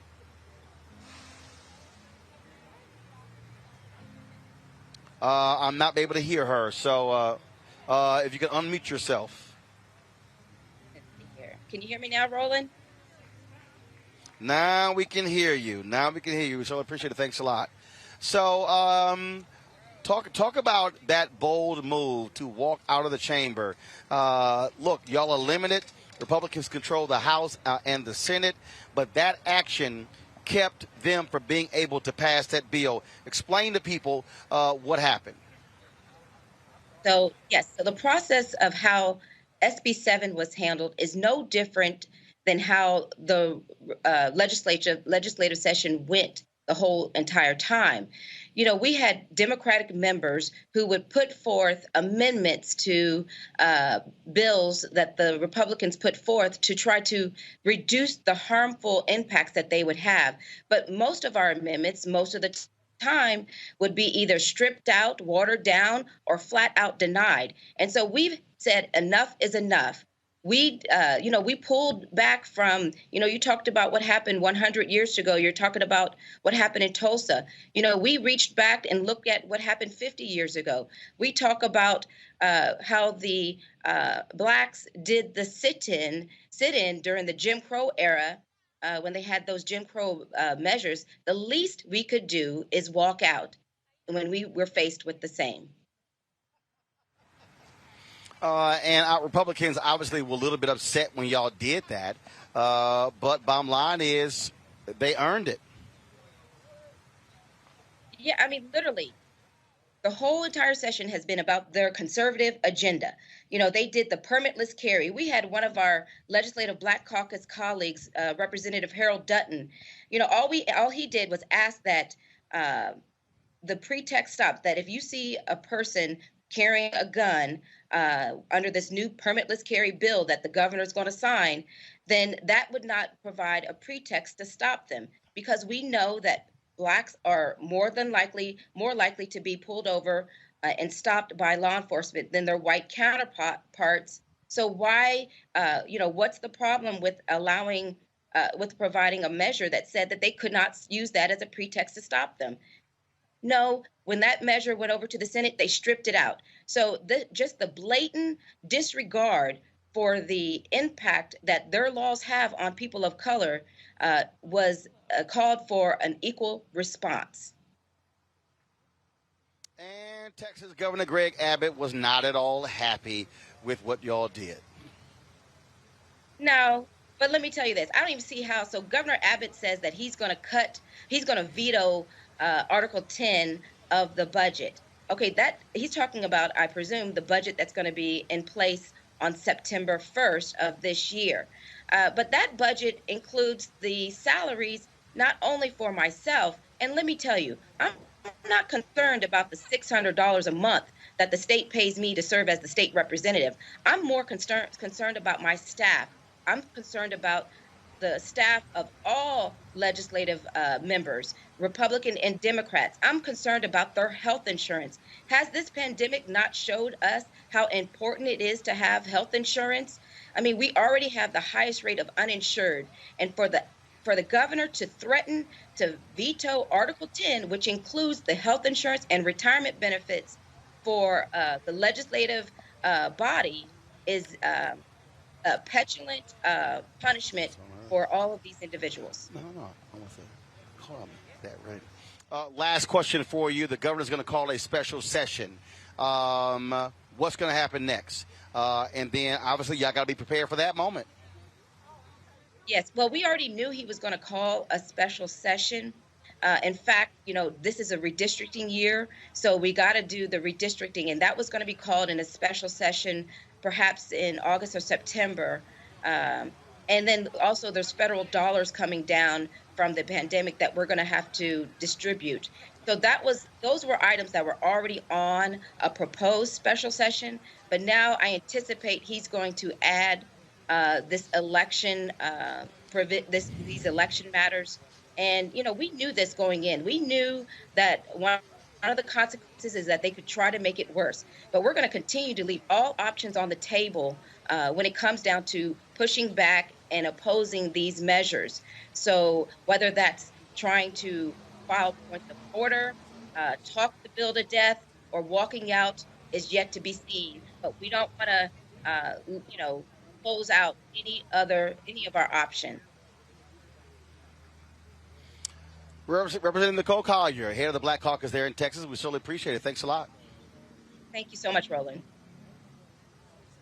All right, then. I'm going to come back to my panel in a second and ask them about what happens in Texas. But right now, I want to talk to Lauren Usher. If y'all saw the speech by President Joe Biden, she was the one who introduced the president on stage, and she joins us right now as we're standing outside of Vernon AME. Glad to have you on Roland Martin Unfiltered. So, thank you so much. How did you get picked?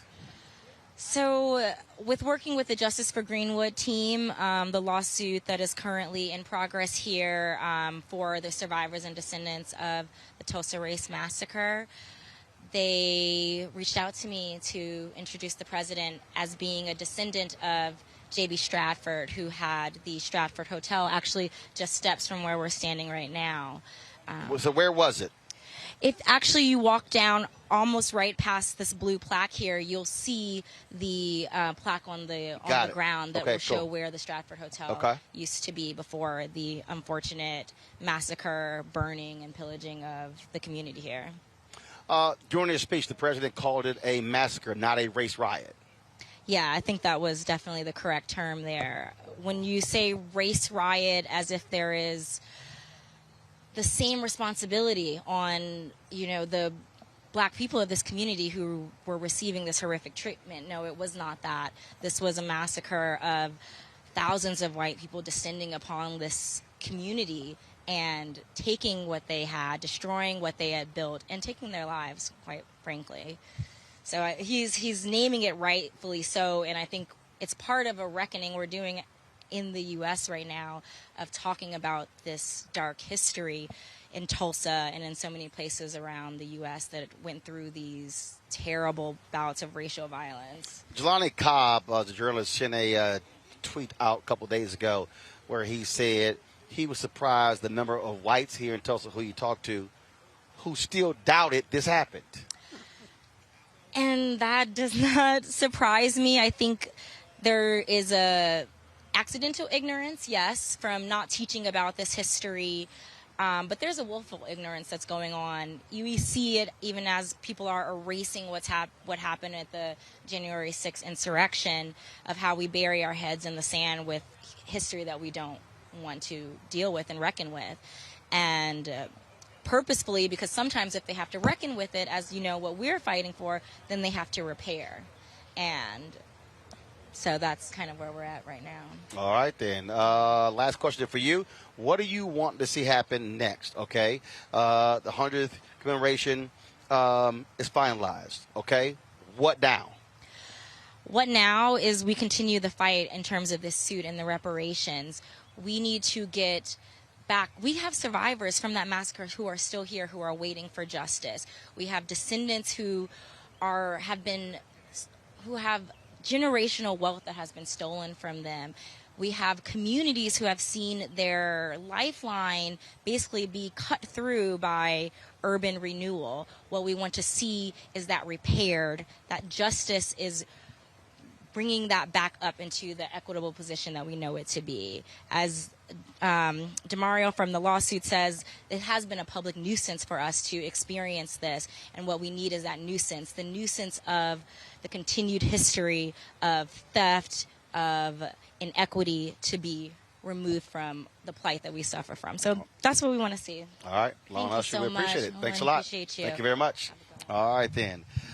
Folks, we'll go back to my panel. I want to start with you, Mustafa. We were talking about, of course, the Texas case. We were talking about voter suppression. President Biden brought that up. You have to also tie voter suppression piece to economics, because that affects public policy based upon who you elect, who is in control, who is in power. Yeah, we see this playing out across the country, where hundreds of these voter suppression bills have been put in place. And at the same time, when we see that, we know that there's that direct economic tie. We also see that there's a direct tie between many of the injustices that happen in communities, whether it's environmental injustice, housing injustice, transportation injustice. It's all tied in. And if people can't vote, then the folks who sit on the city councils and the county commissions and in the state houses then have free reign to continue to create these sacrifice zones. You know, they did that there in Tulsa, where they created a sacrifice zone after they stripped all the wealth out, after they murdered people, after they took over the land, and then people had the hard job of trying to find traction and to be able to rebuild.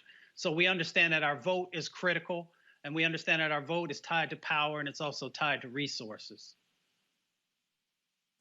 Ben, it cracks me up, the people who whine and complain, who say they support reparations, but then they say don't vote. How do you get something from governments if you don't put the people in place who can give you what you want to get? people don't want to do, there's a segment of people who don't want to commit to the dirty work of actually getting the goals. If we have a goal of reparations, the only way we're going to get it is if we get enough political power to, I mean, and just the battle that's ahead of us when it comes to getting reparations. Not only do we have to fight against an intransigent Republican Party in the House and the Senate, but we have to fight against the totality of white supremacy and capitalism, because money is power in this system. And the titans of industry are going to be looking at us fighting for reparations with a side eye. And by side eye, I mean lobbying dollars. They're going to be fighting against us, too. And so if anybody is actually serious about giving reparations, we have got to get political power along with some economic power to fight these fights that are coming up, because white supremacy is not going to give us reparations easily. But, and Teresa, again, I keep going back to, you can't make public policy demands if you don't have people who are in office who are going to be responsive to your public policy demands. All of these things are connected. Absolutely. And for people to think that they're not connected, they are sadly mistaken.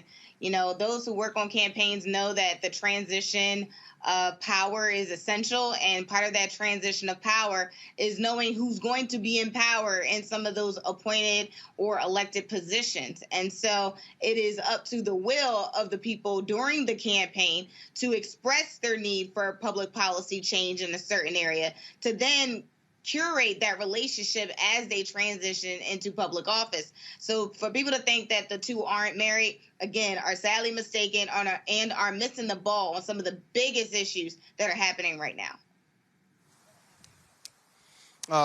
Absolutely. And so I just need people to understand, again, these things are connected.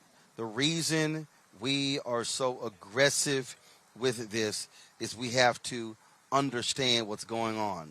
Then, of course, you have stupid people. I got some fool on my YouTube channel who was not even worth me calling that person's name, who keeps talking about who's evil. I'm going to tell you who's evil. Any party that's endorsing voter suppression, that's evil. Any party that defends Confederate monuments, that's evil. Any party that knowingly allows the flying of Confederate flags at their events, that's evil. That's today's Republican Party. One of the things that's also evil is racism. White folks in America love talking about the military and how we love our military, but the reality is African Americans have always had to deal with two things: loving America on one hand and dealing with racism on the other. During World War I and World War II, they had what was called the Double V campaign: victory at home and victory abroad. And what they were fighting for, ending fascism and ending racism. Well, guess what? This might be 2021, but black soldiers are still dealing with racism in America's military. The Associated Press put together a significant investigative report specifically dealing with this issue. And joining us right now is Kat Stafford. She is the National Investigative Race Writer for the Associated Press, and Richard Brookshire, co-founder and executive director of the Black Veterans Project. Glad to have both of you here on Roland Martin Unfiltered. Kat Stafford, talk with us about this project. How did it start? How long did it take to put it together? And what really jumped out at you when y'all were able to finish doing your reporting and put this all together and publish it? Yes, well, first of all, Roland, thank you so much for having me on to talk about a really important topic that, frankly, I think we don't talk about enough in America, which is, of course, as you just stated, racism in the military. And this project was actually an offshoot of the January 6th Capitol insurrection. And, you know, after what occurred, it started to come out that there were veterans that were involved with this insurrection, right? And so, like many media outlets, we started to kind of grapple with how much does extremism impact the military? But an important point that I want to make is you cannot talk about extremism in the military without talking about racism in the military, because the two are interlinked. And so what we found was that despite repeated pledges over the decades, really, this has been a long issue. This is nothing new. But despite these repeated pledges, the military has yet to really deal with racism in the military in a substantial way. We had really really heartbreaking interviews with current enlistees, all the way up to officer ranks, right, as well as veterans, who kind of detailed how this is a generational issue. And some of our main findings were that the military's judicial system does not have an explicit category for hate crimes, which makes it difficult for them, right, to really figure out how big of an issue is prejudice in the military. We also found that the Defense Department does not have a real way to track how many troops have been ousted for having extremist views. So these are really concerning things that we have seen a lot of organizations really pleading with the Department of Defense to address. Now, we did get a response from the Department of Defense, and they said this is something that they are working on. They pointed to several measures, such as increasing implicit bias training. But again, you know, from the folks that we talked to who are on the ground, they said this isn't just the issue of us feeling uncomfortable. You know, we had service members who were telling us just horrific stories of being called racial slurs, being passed over for promotions. And the key thing here is, yes, racism exists in all of America. So of course it may exist in the military, but when you're talking about folks who are in life or death situations, there's an added layer of danger that comes with this, right? And so people are really pushing and hoping that with now Defense Secretary Lloyd Austin coming in, that he will really impart some systemic change. But again, this is change that needs to take place across the board on every single base. Richard, I love when white folks think somebody black gets in a position that racism just all of a sudden goes away. We have our first black Pentagon secretary, retired four-star General Lloyd Austin. Of course, we've had other black generals as well. And the point that we keep making is just because one black person gets a high position doesn't mean that racism all of a sudden has evaporated. The military, and in this investigation, they talked about people who are on present-day duty of what they're dealing with, the kind of racism in all branches of the U.S. military. Yeah. Well, first, thanks for having me. We started our project about 3 years ago because we saw that there was a lack of real digital conversation about how racism pervades the military, but also how it's tied to the present day manifestations of disparities that we see around veterans. And one thing I like to say when it comes to Secretary Austin, though I believe his appointment is important, we've had a black commander in chief, right? And so these things remain pervasive. Questions from my panelists. I want to start with you, Mustafa. Your question for Richard and Kat. So what type of additional training do you think that those who are in leadership need to be able to make real change happen? And the other part of that is what type of accountability needs to be tied to that training, so once someone is trained, then they're held accountable if they don't live up to that? I'll jump in there.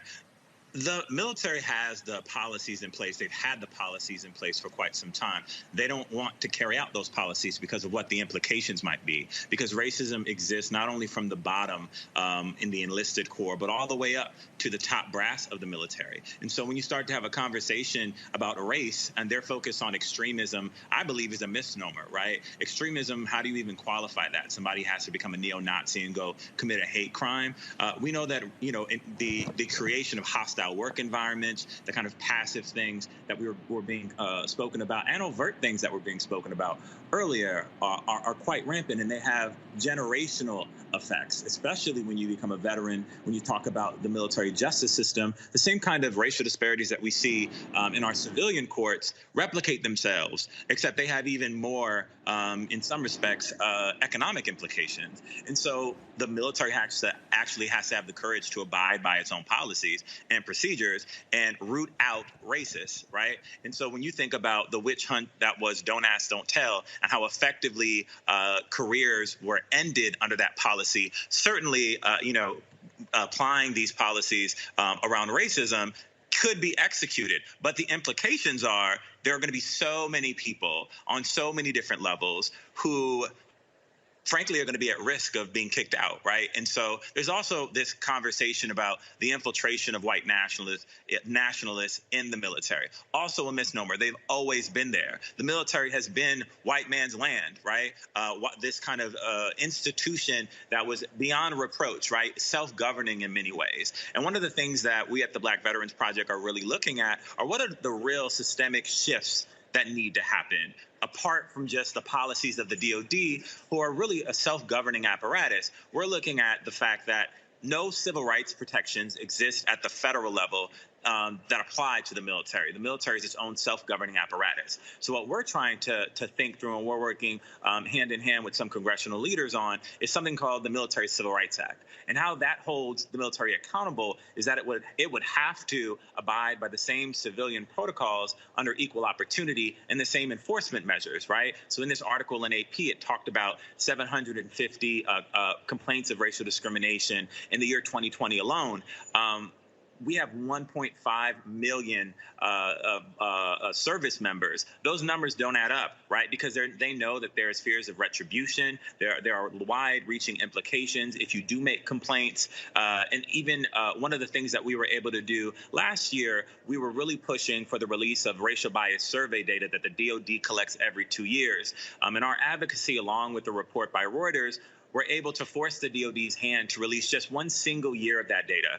And it was damning, right? It said 1 in 4 service members had witnessed white nationalism in the military. 1 in 4, also a misnomer. 350,000 military personnel had witnessed in that year alone white nationalism being espoused. And so when you have DOD leadership saying that extremism isn't pervasive, it's a misnomer. And I like to make that very, very clear.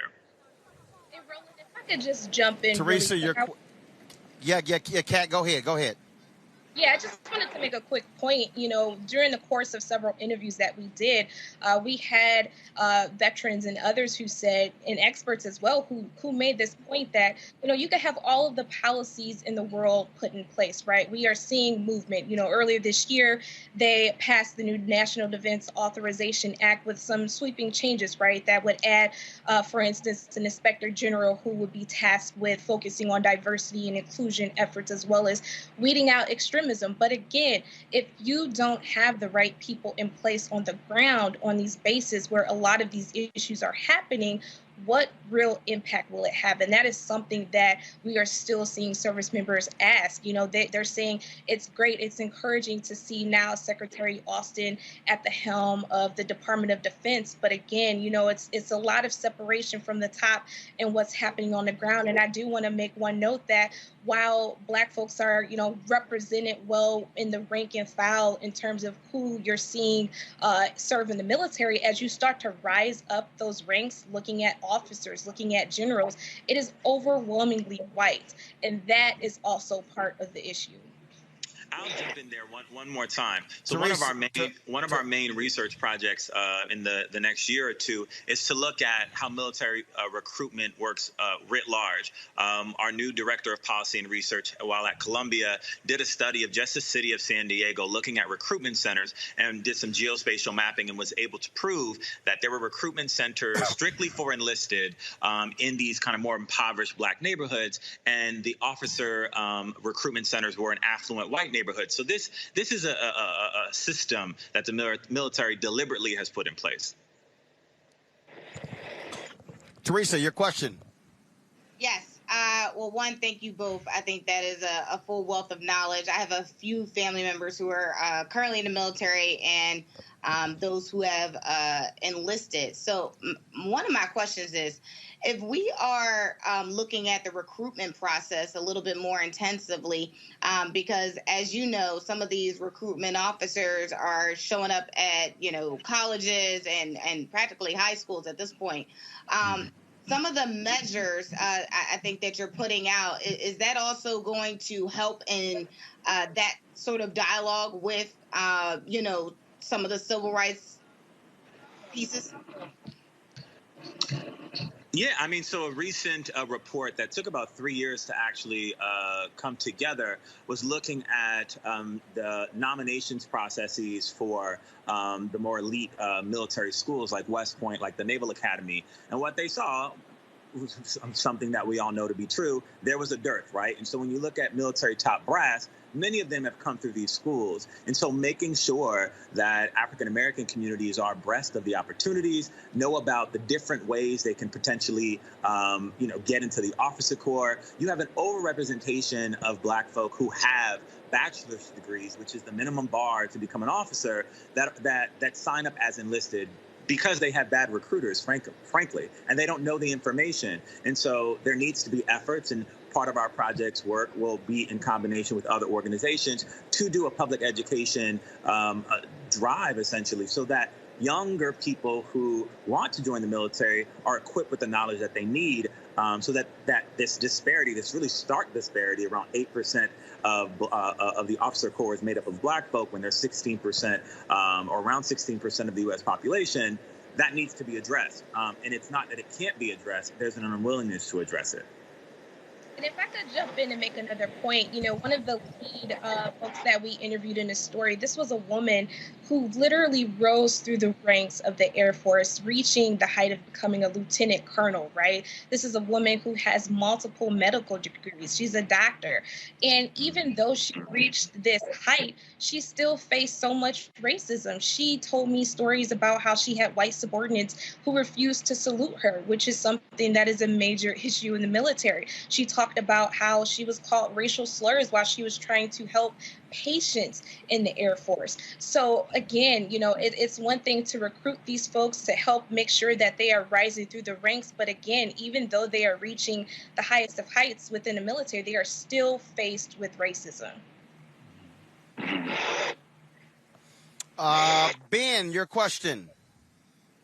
Yeah, I wonder to what extent either one of you could speak to the reality that much like America is built off is a racist, white supremacist system, therefore its military is going to be the same. Dr. King saying that he feared that he assimilated us into a burning house.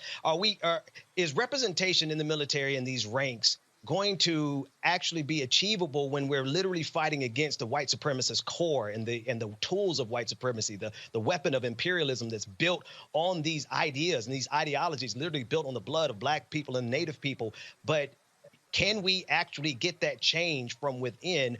If you could just speak to that. Yeah, I think you have to work from outside and within. I mean, I'm a vet. I served for 7 years, deployed to Afghanistan, and I'm very much on the outside now, wanting to hold the military accountable. And I agree with all the points that you made. And I think it's something that double consciousness that Du Bois speaks of. Sometimes there's a triple consciousness when you actually have to serve the country. And you have to understand that most of the motivating factors that Black people even have to join are education, healthcare, housing, these things that all Americans are fighting for. And so when you think about even wanting to curb the kind of participation in this apparatus, we have to address that as a country. So the motivations are different for those who want to serve.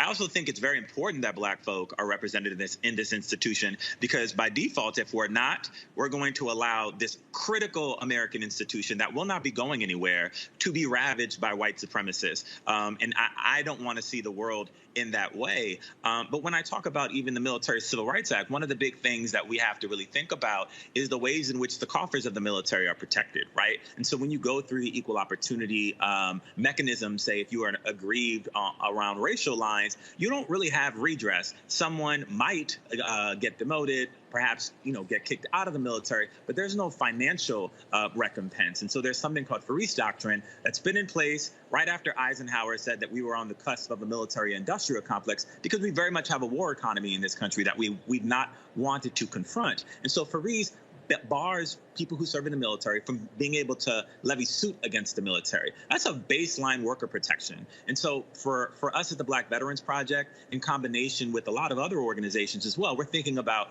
how can we systematically shift this military that is shifting, like technology is shifting what the military looks like. You have less than 1% of the American population that's serving, but it's taking 50% of all discretionary money that we have at our disposal. And so what are the implications there? And so I think that Americans have to start to pay attention to the ways in which the military is raping the American public so that they don't have education, housing, healthcare.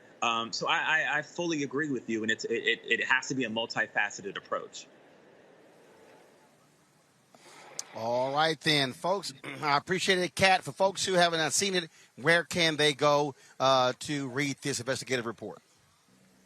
You can go to apnews.com to see our latest report. You could just Google racism in the military. The great thing about the AP is our stories go everywhere. All right, then. Richard, Kat, we appreciate it. Thanks a lot. Thanks. Thank you. All right, folks, got to go to a break. When we come back, more from Tulsa, Oklahoma, where we have been since last week commemorating the 100th anniversary of the 1921 Tulsa Race Massacre here in the Greenwood District. We'll be back in a moment.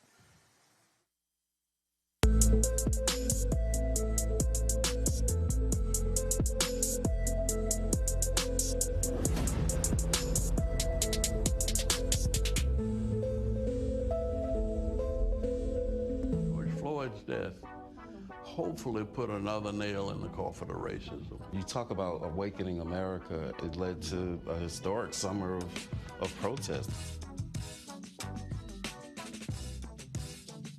I hope our younger generation don't ever forget that nonviolence is soul force. Priceless.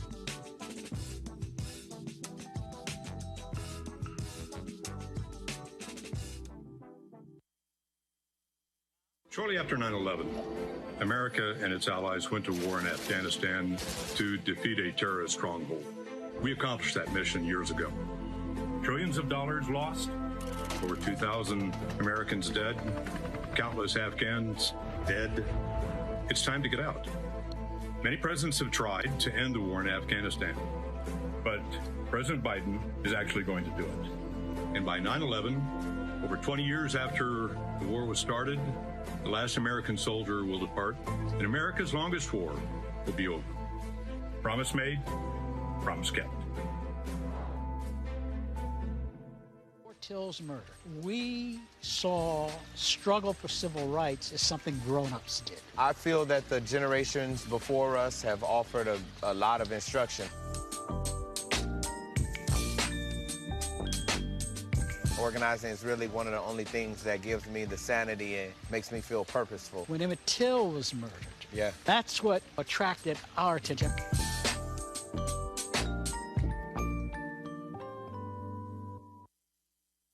Carl Payne pretended to be Roland Martin. Holla! Hi, I'm Chaley Rose, and you're watching Roland Martin Unfiltered.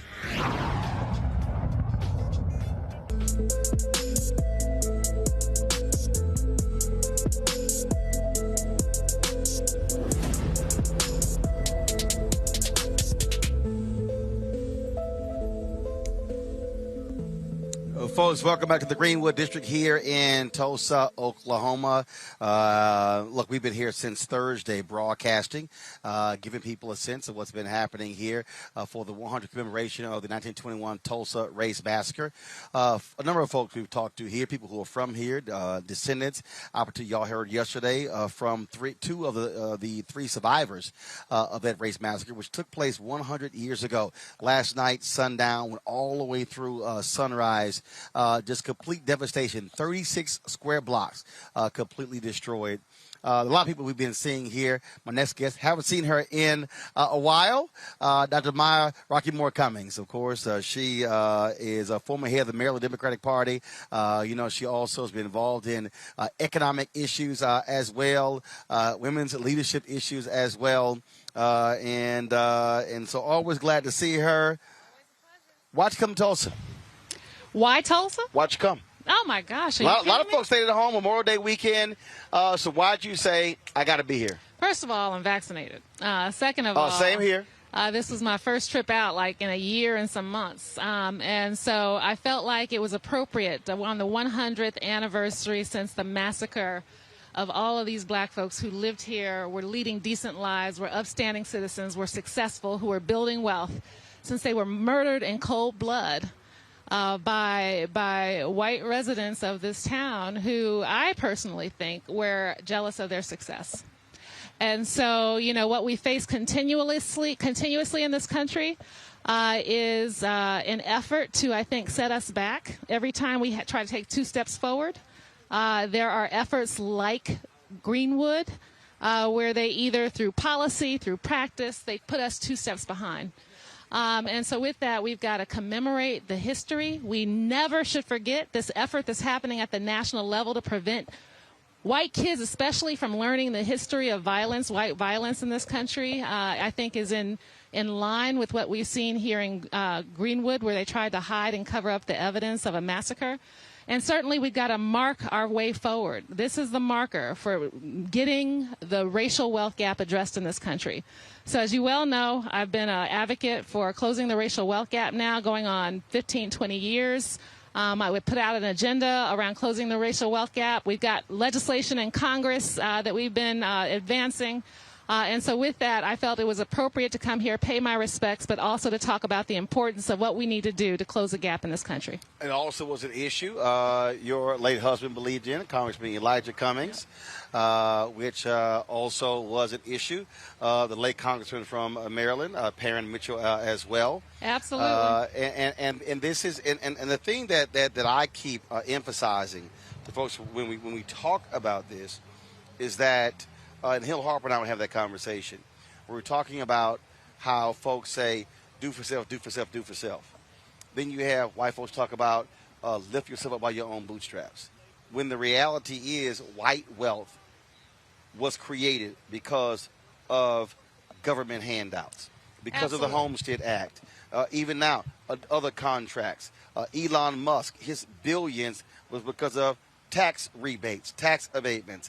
And so folk have somehow convinced us that they did it all on their own when it's like, no. You actually got reparations. It was because of whiteness. You got victims compensation fund. You got handouts. You got all of those things. And when the folks who were suing the black farmers, I'm sitting there going, white farmers got most of the 98% of the $25 billion in the last 4 years. But now you acting a fool when they set aside $5 billion for black farmers and other disadvantaged farmers. Absolutely. So you said it. I mean, white wealth in this country has been continuously subsidized by policy, government policy. And it's been that way since the dawn of time. And black wealth, the lack of black wealth, is because of also government policy. We're talking about slavery, if we're talking about Jim Crow, you name it. If we're talking about, the denial of initial Social Security benefits, if we're talking about the denial of initial GI Bill benefits, if we're talking about the denial of any benefits from the Homestead Act, basically African Americans have been left out or oppressed through government policies. And so this is what I argued this morning in the opening session of the plenary that was held over at the Convention Center. I think that it's important for us to realize that history. And yes, while some progress has been made, not enough. We're losing ground. And if you look at the statistics on the racial wealth gap, African Americans are losing ground even from 25, 30 years ago. We are basically, and the pandemic has made it even worse. So with that, we are at a critical moment in time. It's time to address this issue. It's time to do what needs to be done in order for us to move forward and to become whole. I'm glad you mentioned that, folks. If you go to my iPad, I was supposed to speak at that same conference, but I had to be inside the bubble here, so I couldn't do it. But when I went over there to interview John Rodgers, I'm going to show this interview in a little bit, they had all the signage up of the sponsors. Go to my iPad, please. And the thing that I said that I've been saying on the show, and when he was here as well, of these sponsors, what's their black spend? Yeah, what's interesting about that is... Because they lucky I couldn't make that panel, because I was going to ask them in front of everybody, what's your black spend? Right. Well, what's interesting about it is the nationwide people, at least, were actually arguing for the black spend. They were arguing for the black money managers. They were making that argument. J.P. Morgan Chase has been historically our partner on closing the racial wealth gap in the D.C. world. So I think, at least Nationwide and J.P. Morgan Chase have some kind of sensibility about it. No, but here's what I mean by the black spend. What I mean by that is, are they practicing what they preaching? And that is, I want to know, what's your black media spend? What's your black... If you're using outside law firms, are any of them black? If you're using accounting firms, are any of them black? When they have their bond offering, are they using any African Americans for that? Any black caterers? Any black transportation companies? Well, they're going to have to answer for that. I don't know. No. They are absolutely... you willing to? No. See, hold up. I didn't ask diverse. Here's the deal. I don't ask for diverse. Black. I want to know black. I don't want to know. I don't want to know women. I want to know black women. And so I'm real specific in that because here's why. I'm used to companies giving me that big number, but not the percentage. Right. Or giving me the percentage, not the number. Right. I want to know both. Right. Because if you don't separate it that way, then you can't track it. Right. Then you can't say, well, because I want to know. If you nationwide, what's the percentage of your black policies that black people hold your policies? Right. Are we actually spending more on policies than we're getting back? See, that's how we have to be very specific. Right. So when companies are sponsoring stuff, to me, or even our organizations, I believe there should be a race index. If you want to roll with us, answer these questions. So we see it's 0.5, 1%, 2%. We got to have a conversation. And John Rogers is the king of that conversation. Well, John and I discussed that earlier. He and lays that's it the down. point. That's the question he always asks. That's why John said no more supply diversity. Yeah. John said stop using the phrase. Yeah. Yeah, so he said that earlier. Okay. Yeah, no, this is all credible. I mean, here we are in 2021 still asking the same questions that Parent Mitchell was asking so many years ago. And so, yeah, we've got work to do. And frankly, you know, I think Greenwood, Tulsa just embodies, you know, the challenges that we face in this country. And so we can't forget the history. We can't forget at all. All right. Well, Maya, it is good to see you. Good to see you too. Good to see you out. Ain't nothing changed. We still raw and black. So that ain't changed. Tell the family I said hello. I will do that. Good seeing you all. You take care. Folks, as I said, I talked to John Rogers, Era Capital Management. John is a descendant of the Tulsa Race Massacre from 1921. And so here's the conversation that we had. One of the top money managers in the country, but certainly one of the top black money managers in the country as well. Here in Tulsa, and for folks who don't know, I mean, you're one of the Tulsa Race Massacre descendants. Yes, I've been very blessed to have an extraordinary family, and my great-grandfather was J.B. Stratford, who owned the Stratford Hotel here in Tulsa, and it was arguably the largest black-owned hotel in the country, and it was extraordinarily successful, and of course it was destroyed in the Race Massacre, and he had to escape Tulsa because he was seen as a leader in the community, and there was real fear that he was going to be not only indicted but possibly lynched. So he was fortunate to escape Tulsa during that period. And, you know, I saw the Stanley Nelson documentary, and he defended that hotel. He was, they tell the story where he had his gun, his son was loading, he would empty, switch, fire. I mean, so he, and in fact, did they also negotiate his surrender? And then immediately burned it down as soon as he came out. Exactly. They negotiated his surrender. He went to the internment camp, and while he was leaving, they just torched the entire place and destroyed his hotel and his life's work. The thing that we keep talking about, and I say this all the time, the problem that we've had is this has been black economics, up, down, up, down. We've never had really 2 to 3 consecutive generations, a continuum. So we're constantly having to rebuild, in essence, what they had to do here in Greenwood. Exactly right. We're always, you look at what happened to the People's Grocery Store in Tennessee. You see what happened after, slavery ended. We were supposed to get the 40 acres and a mule. What happened to Freedmen's Bank in D.C. Every time we start to make progress, they destroy us, and they find the housing crisis in 2008, same thing. 53% of black wealth wiped out. Exactly, and in so many of these situations, this white supremacist, that part of a community back in Tulsa 100 years ago, they couldn't stand to see our success. They couldn't be supremacists if we were starting to overcome them and actually outperform them. So, what now? You and I have been talking the same thing, pushing people in these pension funds, pushing these companies, saying, look, don't just sit here and say we will sponsor conferences and give donations. No. We're not interested in aid to black America. We want investment in black America.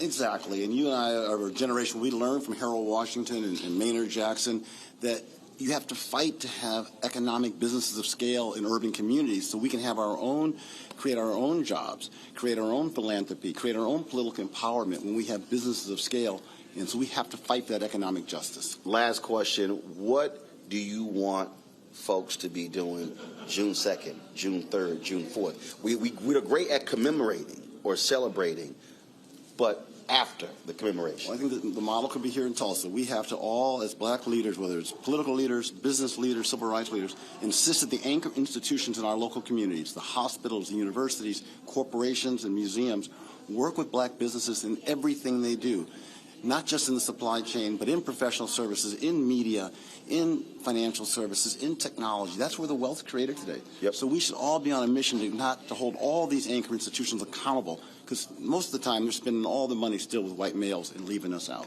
Absolutely. John, always a pleasure. We'll keep talking. I appreciate it. Thanks a lot. Thank you. All right, great conversation there with John Rodgers of Aerial Capital Management. Folks, there have been so many different people we have been talking to here about this very issue, about the issue of economics. One of the folks who sits on the House Financial Services Committee, she is the chairwoman of that.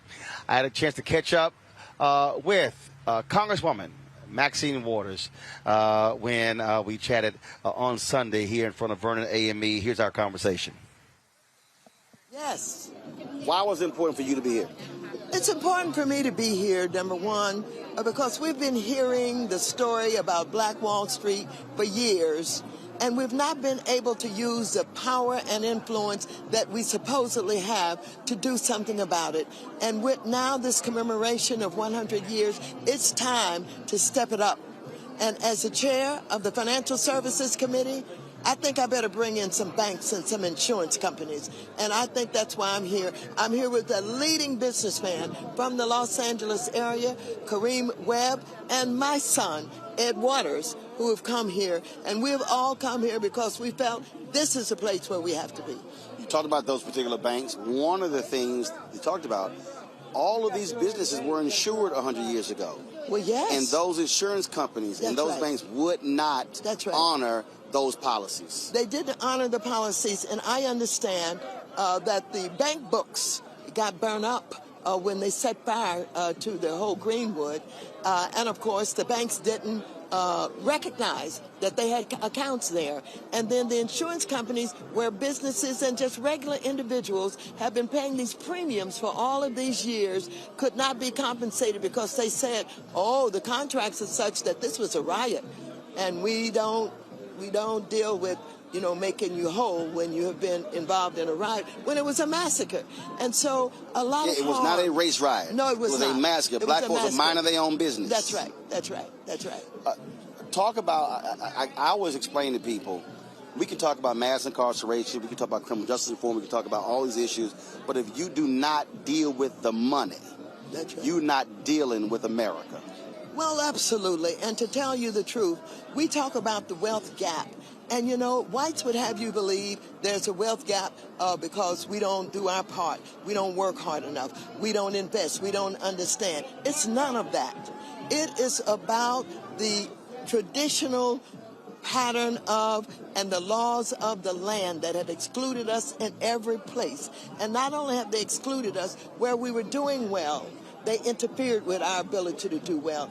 Just as what you see going on in the legislatures now, where they have decided to go one step further on voter suppression. It's the same kind of laws that operated economically that kept us from being involved and building the wealth. And now we keep talking about how we're going to fill the race gap. The only way that we're going to be able to do that is we're going to have to deal with places like Greenwood and understand what happened there and be prepared to do the work, the protesting, the legislating, and the challenging of the banks and the financial institutions.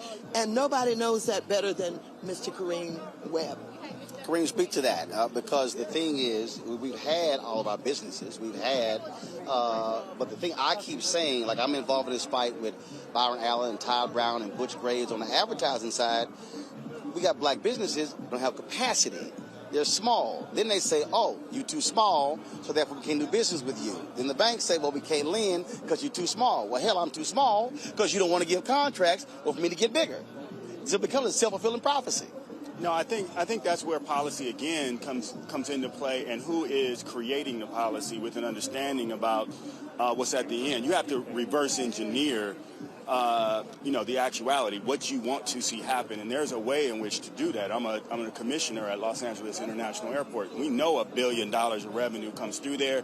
We're spending almost $20 billion. The question is, we're 11% of Los Angeles.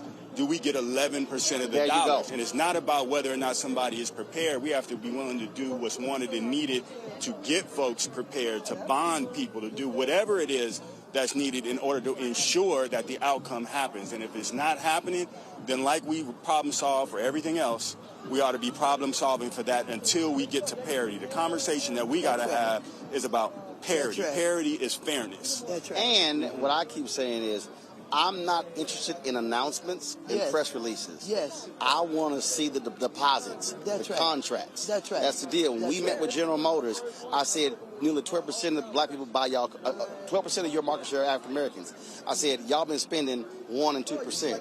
I said, how would y'all like if your market share goes from 12 to 1 and 2? I said, a bunch of y'all going to get fired. That's right. Absolutely. Well, it was mentioned today in the panel that we did that there are attempts to not educate and not allow young people, and blacks in particular, to know the history of what has taken place. My son is a varsity basketball coach at Crenshaw High, but he's putting his time into junior achievement to teach them how to become entrepreneurs and business people. Well, because the basketball players, they are law firms, accounting firms, marketing firms who work with him. I keep telling brothers and sisters, you can be in the NBA without bouncing a ball. That's right. Well, once we put the pressure on them, and get the platform, now it's about financial literacy. And so that's the big thing in building the wealth gap. And so all of it works together for one. So that's what we're talking to our young people about, learning how to get good credit, learning how to, deal with banks. And so while we put this pressure on this side, we'll have them ready when it's our time. Well, we've been talking for years. Yes. I'm there, which is also why I also keep saying our folk. Because I've had people come up to me and they're like, man, it'd be nice if you got a TV show. I said, no. They would own it. I said, when we own it, we now get to control the conversation. That's right.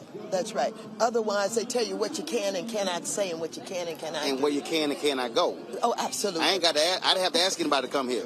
I looked in the mirror and I was like, we're going to Tulsa.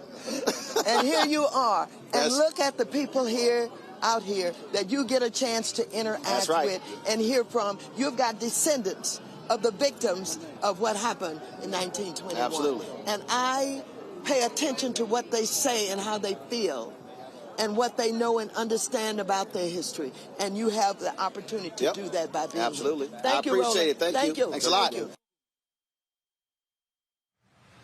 All right, folks, that was Congresswoman Maxine Waters. As I said, she chairs the House Financial Services Committee, talking about, again, how to use her power in Congress to address a lot of these issues. Congresswoman Cori Bush, of course, she is from St. Louis.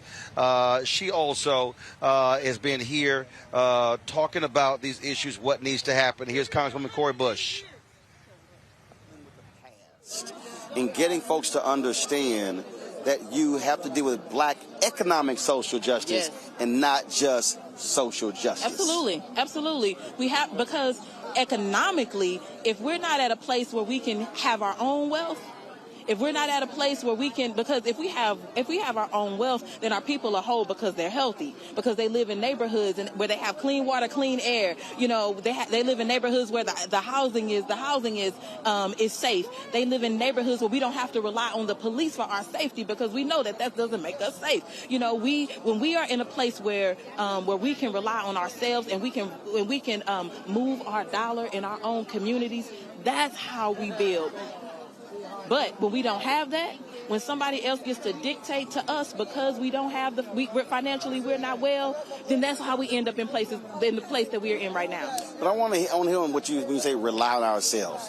I had this conversation. People kind of like, "Oh, Roland, we got to do for self." I said, "Well, first of all, I own my own show, so I don't need nobody explaining to me do for self." But what I keep explaining to people though is that do for self is vital but getting those contracts are also vital. Because, see, they ain't doing for self. See, and I think I think people get confused when they hear that phrase, not realizing that those corporate contracts, those city contracts, those county contracts, those those federal contracts, we're taxpayers. That's our money. Absolutely. So we shouldn't be forced into a situation where we're only doing for ourselves and completely shut out of the billions upon billions that are flowing that we're paying into. Oh, absolutely. We should never, nothing should be, so we shouldn't limit ourselves that way. So my life is limitless. I don't put any limits. The sky is not even my limit. So absolutely not. But what I mean is, right, when we don't have to rely, so when we don't have to rely, let me say this, those contracts and all of those things, when we have politicians who are able to be elected because the money is there to be able to get them in a seat, then that's how we get pushed back. But when we have our own money and we can put up our own people to get into these seats, you have people like my new mayor, Tashara Jones in St. Louis. You have people like me, who is the very first black woman to ever go to Congress from my state, in the history of my state. That's what you get, and even though we didn't do it with money, we did it with organizing. But if we had a structure to be able to make sure that people, regardless of if you have a title, if you have a name, if you have, if you had that structure, things could change. But so then those corporations will have to come to us. Those corporations wouldn't be able to say, you know what, we have this quota, but in actuality, they don't feel it. They end up doing something different, where we get to see our construction workers building in our communities that actually look like us, instead of saying that we're bringing people into the community that look like you and they're going to be the ones on these jobs. No, we get to actually hold them accountable. So that's what I mean. We get to make sure that black businesses are built and are sustained. Oh yeah, no, I know what you meant. Yeah, okay. It's like, but no, I'm saying, but what I try to walk people through to understand that, look, we should never walk away from money, our money that's being spent. It's sort of like, it's like the pension funds. You got all these black public workers, and you got white pension fund managers. Pension funds drive Wall Street. They drive venture capital. And so I'm sitting there going, yo, that's public worker money. I'm like, and I sat with black workers who went, wait a minute, hold up. Yeah. They said, so you telling me that our pension fund money? I'm like, yes, those are the greatest investors on Wall Street, and those black workers had no idea. I said, so you should be saying, where the black pension fund managers? Yeah. Where the black law firms? Where the black accounting firms? I said, we got to be driving a different conversation. But also with that, we have to expose our people to that type of, so we don't know what we don't know. So we don't know that that's even a thing unless somebody that knows it's a thing brings that to us. And so that's why we have to, so having the money. That's why we got black media. Exactly. Black owned. Because black targeted ain't having a conversation. That's the point. That's the point. And so when we get in positions, you couldn't be in this position like this if you didn't have some backing from some other folks, and you had a push. Let me just say, you had a push to get out to do this thing on your own, but you didn't do it by yourself. And so that's the thing, and you looked at who has information that I don't have to be able to help me to get into, because it wasn't easy for you to be able to do that. You had to find people that knew. So that's my point. We have these secrets. Mm-hmm. One thing that we've seen, and especially in politics, but definitely in when we talk about generational wealth, these secrets of how to get and what to do. We can have all the financial literacy classes we want to. We can teach our kids all of it. But if we are not making sure that those that have those secrets bring those secrets down, then our bank account it may not be $400. We may have $1,000 in it. But did we really get some generational wealth? I literally had somebody say to me, the last question, they said, Roland, man, you sharing all your stuff. I said, why should I keep it to myself? Exactly. It's not the way that I see it. I'm going to get mine. Yeah. But I should keep the information to myself. Right, because that doesn't stop you getting yours, doesn't stop somebody else from, it doesn't stop you from eating. But if you tell somebody else, how do you not eat? How are you not well because you told somebody else how to do their thing? But now I will say this. We also want to make sure that folks pay us our worth. That's right. And we want to make sure that people understand what we have put in to be able to get there. And so, that's the other thing. People don't want to pay us. They don't want to pay us. They don't want to pay us. And so, anyway, so that's my soapbox. All right, look, it's all about the money. It's always good seeing you. Yes. We gonna keep swinging. That's right. All right. I appreciate you. Thank you. I got a few more interviews, but I do want to get final comments and release my panel who joined us today. Mustafa, your final comment on this 100th anniversary of the 1921 Tulsa Race Massacre. Well, black wealth equals black opportunity, which equals black power. And we should understand that when those three things come together, then we can actually transform our communities and we can hold others accountable for the changes that have to happen.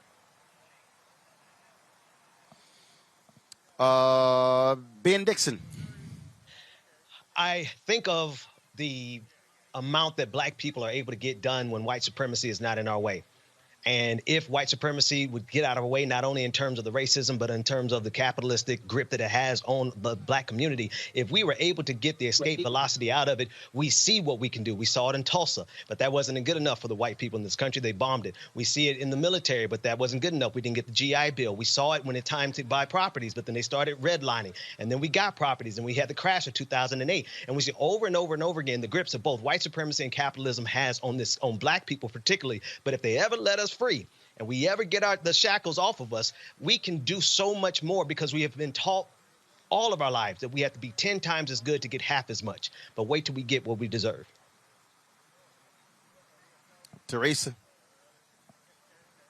The time is now more than ever for us to stick together, for us to grow and to empower each other. So not only supporting black media outlets, but supporting black businesses and supporting black people. So we have to make sure that public policy, elected officials are held accountable, but more so corporations are being held accountable as well. Well, I certainly agree with all that. Glad to have you all today on our special edition of Roland Martin Unfiltered from Tulsa. Thanks a lot. Thank you. Dr. Pamela Hill is professor at the University of Texas at Arlington in African American Studies, and I had a chance to catch up with her to share her thoughts again on where we stand in terms of going next when it comes to Tulsa. Here's our conversation. Here, but what should it do going forward? Yes, going forward, we should first understand what reparations is. We need to know that historically other people have been granted reparations. And it's nice that we have a festival and they're building things, but that is not going to take place of what is owed to the people. It's important that we know this is a commemoration and not a festival to have fun. But you remember we are on sacred ground, that blood was shed here, that the ancestors' bones lined some of these streets. That's why the words matter. Yes. Because some people have used celebration. Exactly. I keep saying, no, you got to use commemoration. Exactly. It's the same thing when we commemorate the anniversary of Dr. King's killing. So, you know, they celebrate. And so even with that, words matter. Exactly. And again, what we see happening here is to change the narrative to say, well, we're celebrating and we're doing this, but what are you doing for the survivors and the descendants? If you understand generational wealth, It's been lost. And no building of a history center or a wall of hope or whatever it's called, or naming the street Black Lives Matter is going to have an impact on what truly happened. It's a cover-up. Say, see, we're doing something, so y'all just be quiet now. Be happy, be glad, and by the way, don't learn your history, don't learn your culture. And one of the things that's very important, Roland, is that people must understand this attack on critical race theory, that's not being taught to children at all. That's taught at the institutional level. I've taught that course. What it is that it's the fear that little Johnny and little Timmy will become anti-racist, activists, leaders, and guess what, politicians. Yeah, because they will then know. I always say they will then know history, not his story. Exactly. And so, but one of their leaders actually wrote it. What he said on Twitter, he said, our whole point here is to essentially put anything dealing by using critical race theory, by attacking that, is to put anything dealing with race underneath that. Exactly. So that way they want to invalidate and attack everything, and that's what the strategy is. And also what they realize is over the summer of the last couple of years, they've seen their white children There you go. out on the protest line saying Black Lives Matter. Oh, we can't have that. Let's change the narrative quickly. Let's put it into law quickly so that we can force people not to teach it. On Friday when we had the march down Greenwood and cover middle school children were outside, and one little boy said, "Put me on film." I turned the camera on him. I said, "What do you want to say?" He said, "Don't be racist." His friend next to him said, "I want to learn Black history because I think it's interesting." And these are two little white boys. This is the fear that these little white boys will grow up to be anti-racist and activists and leaders and politicians and make laws to be correct. Well, I think that, first of all, you're absolutely right, because what I tell folks is that after George Floyd's death, the reason you get this shift, if you will, because it was a whole bunch of white folks who were out front, yes, who were driving that, and who was also forcing these change inside of these corporations. I said, and then they were like, "Oh, damn, we got to figure out what in the hell to do." Yeah. Because see, now our own folks are doing it. But see, what I'm now challenging them is, so perfect example, millions were out in America and across the world after George Floyd's death. The question is, are they going to return to the streets to make sure the George Floyd Justice Act gets passed? Yes. Are they going to return to the streets to make sure voter suppression ends? They have to understand, which we've always understood, you can't be in this thing for a couple of days, couple of weeks. Yes, and just be a T-shirt wearer, a name bearer. You can't do that. And just like in Texas, okay, what has just happened is that the Republicans are getting ready to pass another voter suppression law. And one of the issues is that you can't vote on Sundays after 1 p.m. We know how to use church at 9 a.m. and go to the polls. You know, I mean, so what they're failing to realize is that you can't pull that okie doke on the people who already know. There you go. Try it on somebody else. All right. Yes. I appreciate it. Thank you, brother. Thanks a bunch. All right. See, I got you. All right, glad to talk to Dr. Hill there, getting her expertise. Rashad Robinson, of course, leads the Color of Change. They have been very much involved in holding corporations accountable, working with folks here on the issue in the Justice for Greenwood Committee. And so we talked to Rashad the other day at the luncheon for the survivors and descendants. This weekend, but moving forward, what should folks be focused on moving forward to make sure folks here get Black economic social justice? Well, we need to be focused on real structural change and real resources. So much money was raised around this moment by white establishments, was given by corporations, and that money did not actually go to the survivors, to the descendants, not being controlled actually by the community.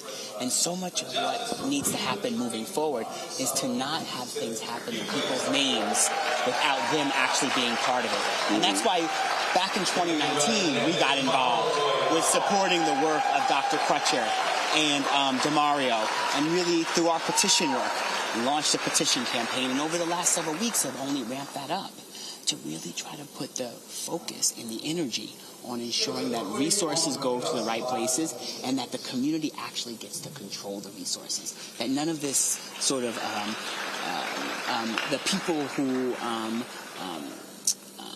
are outside the community are controlling things in their name. Well, one of the things that I have been saying that, look, white folks are scared to death of the word reparations. Mm-hmm. Okay, fine. I'm going to use what we did with 9/11, a victims' compensation fund. Mm-hmm. I argue that if Tulsa wants to sit here and they want to do tourism and they want to sort of bring people here, fine. You need to ensure that portion of those hotel rooms, a sort of fee, receipts from restaurants, that the money should go into that particular fund. Mm-hmm. Because we've seen how other southern cities have monetized mm-hmm. Black pain. They admitted here going to Montgomery, studying there what they've done with museums and whatever. And so Alabama, Mississippi, these places, they're now marketing mm-hmm. the civil rights movement, mm-hmm. places where they fought mm-hmm. to keep Black folks in place. I mean, the Disneyfication of our pain is absolutely outrageous. And all of the sort of years of exclusion, the generational ways in which it's had deep impact on our lives. You know, the chair of my board, Heather McGee, recently came out with a book where she talks about all of the sort of filling in of public pools after the Civil Rights Movement, how they would rather fill in the pool than let black people swim there, right? And sort of black people were already paying taxes for those pools to actually be in place. And then when it says black people get to use it, we're just going to fill the pool in. Well, the sort of drain pool politics that has animated how not just what's happened in the South, but what's happened throughout the North and throughout this country has to end. And part of, if we are going to move forward, we have to hold institutions fully accountable. That is why we run corporate accountability campaigns, because corporations can't just come in with charitable solutions to problems that are actual structural, right? Not just don't send water bottles to Flint if you're not paying your fair share of the taxes, and that's why the community doesn't have clean pipes. Don't just do service days in inner city schools if you're not actually paying your fair share of taxes, not actually contributing, that you've actually been responsible through your lobbying for the desecration of public education in this country as it became more integrated. The inequality is not unfortunate like a car accident. It is unjust, and it's been manufactured. And those that have manufactured need to be held accountable, but just as importantly, we need to build new structures to move forward so communities get what they deserve. All right, Rashad, we appreciate it. Thanks a lot. Appreciate you. All right, that was Rashad Robertson with Color of Change. Folks, we are almost done here. We have had some amazing conversations with folks about what's been happening here in Greenwood, what they're trying to get done, what they're trying to build, what they're trying to start up. And that was one woman we caught up with, and one of the things that they did was trying to get people to support black businesses here. And so this sister here, I said she came by our spot. I said, I got 90 seconds for you. And she explained how they were using a QR code on banners to be able to get people to, when they come to Tulsa, to actually go to black businesses and spend their dollars. Watch this. So, Tracy, you are one of the descendants of the Tulsa Massacre. We've been here. Folks have been talking about Greenwood, Black Wall Street. But you were sharing with me something that y'all have done to make it easier for folks to support black businesses, black-owned businesses in Tulsa. Explain that. Absolutely. As you noticed, being on Greenwood, there's not a lot of African-American business in that particular area. So what we've done is we create a banner that's in memorial for those that have lost their lives, as well as the descendants, as well as those that are yet living, to tell their story. The banner has been established to represent the businesses that's in North Tulsa, and so those that may visit Greenwood, if you would go to that banner, which is right next to Vernon AME Church, you'll see a QR code on the banner. You just take your phone, pull out your camera, you take a picture of that QR code, and it'll pull up all the black-owned businesses in North Tulsa that have registered to be a part of that particular push that we're doing. It was free for the businesses. We didn't ask anything of the businesses. The only thing we asked for them to do is to register the information, and we put them on this QR. All right. Sounds good. So we'll be sure to get a photo of that and put it on social media. We really appreciate it. Thank you so much. Thanks a lot. Okay. All right, you take care. I appreciate you. All right, thank you. Bye-bye. All right. All right, folks. Again, those are some of the innovative things that people are doing to actually bring attention to what's happening here and to help black-owned businesses. Let me get my final words. One of the things that I wanted to be able to do here, why we wanted to come here, why we wanted to broadcast here, we did not come here because President Joe Biden came here. We didn't come here just to cover his speech. We invested the time and energy to come here to spend 5 days. We got here on Thursday. Last Wednesday, we were in Fort Worth trying to help Deborah Peoples, who is running for mayor of Fort Worth. Her being mayor of Fort Worth, the runoff is June 5th, can change the economic condition of a community.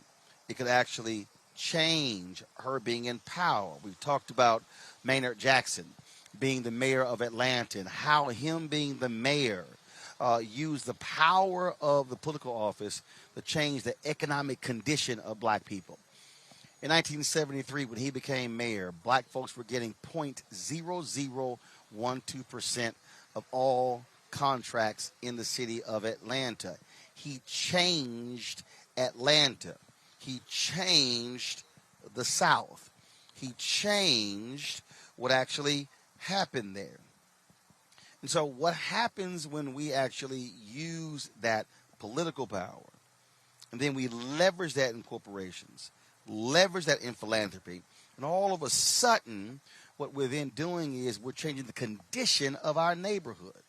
And so we've had an opportunity to talk to business owners and share with them and talk about what they're doing and how they're trying to start businesses. And so if you go all along here, we've had people who are artists and people who have shirt shops and who are have all sort of different things, and what they are all about is trying to redefine the black community. And see, here's the thing that what I keep trying to say to a lot of these people. It's a lot of folk who are running their mouths on social media. It's a lot of people who are talking, bumping gums, saying what we should be doing as opposed to what we're not doing.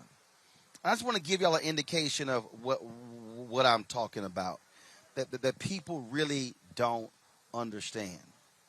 When the White House, they said that if folk wanted to carry President Joe Biden's speech, they could get the pool feed. Well, first of all, it costs millions of dollars actually to buy into the pool. I said, black media can't do that. I said, so if you guys, you should be streaming the whole his introduction, and normally there's a program before the president speaks. I said, you should also stream him visiting the cultural center, so we have access to that. That's me communicating directly with the White House, explaining to them something that they weren't fully aware of, how we are limited in terms of being able to access the content. See, when you have people who don't understand, like this fool Brian Chambers on YouTube saying, well, you're running your mouth. No, there are people who are running their mouths and not providing information to the people that could change the condition of their street, their neighborhood, their city, their state, their country. See, what we're talking about is how we use our power. And so when I was pushing the White House, when I was saying, no, stream all of it so we will be able to actually see it, be able actually to share it. We also made, as I said with Tiffany Crutchett, we made sure that black media was on the inside of that. And we had an opportunity to talk and to share and to speak.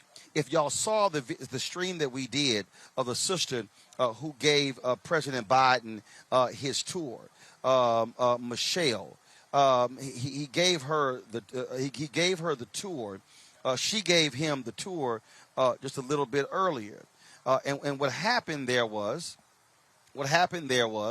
by having that tour, by being able to show him around, then we had an opportunity to ask her questions after she finished her tour with the president.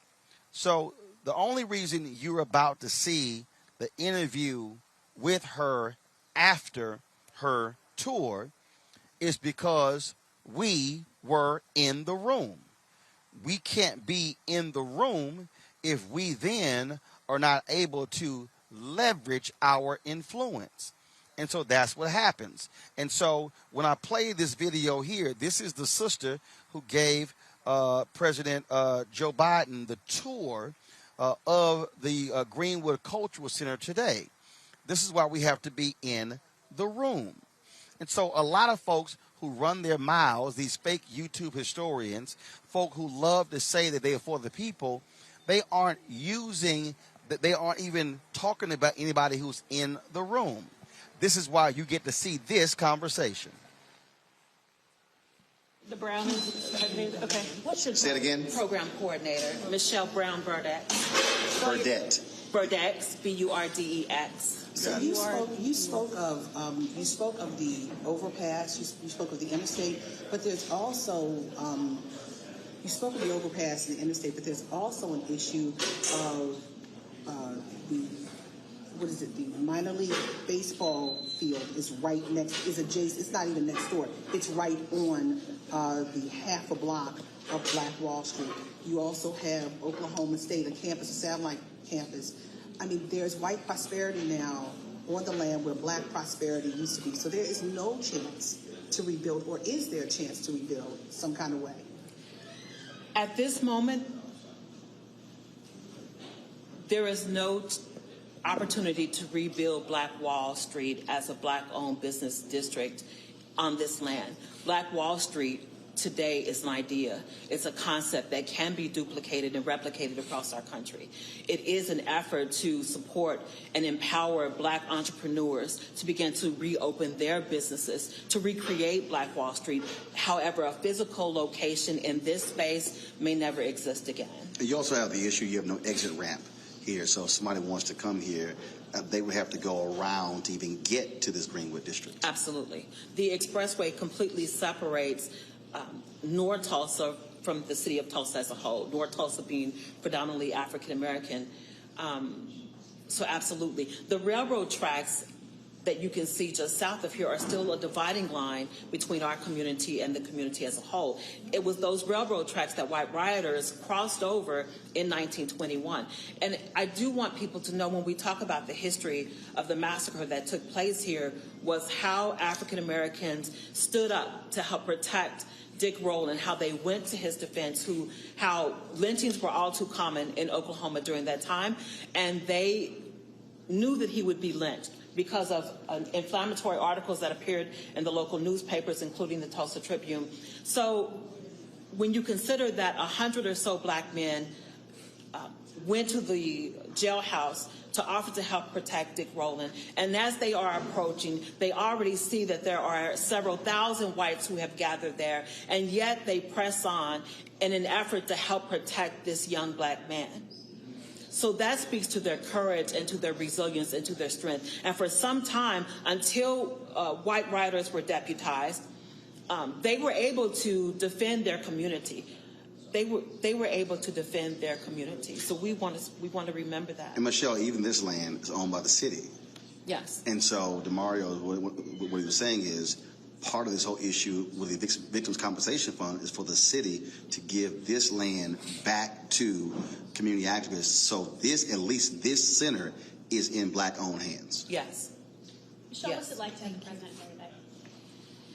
It is so significant to have a president who is willing to acknowledge this history, to bring national attention to this story.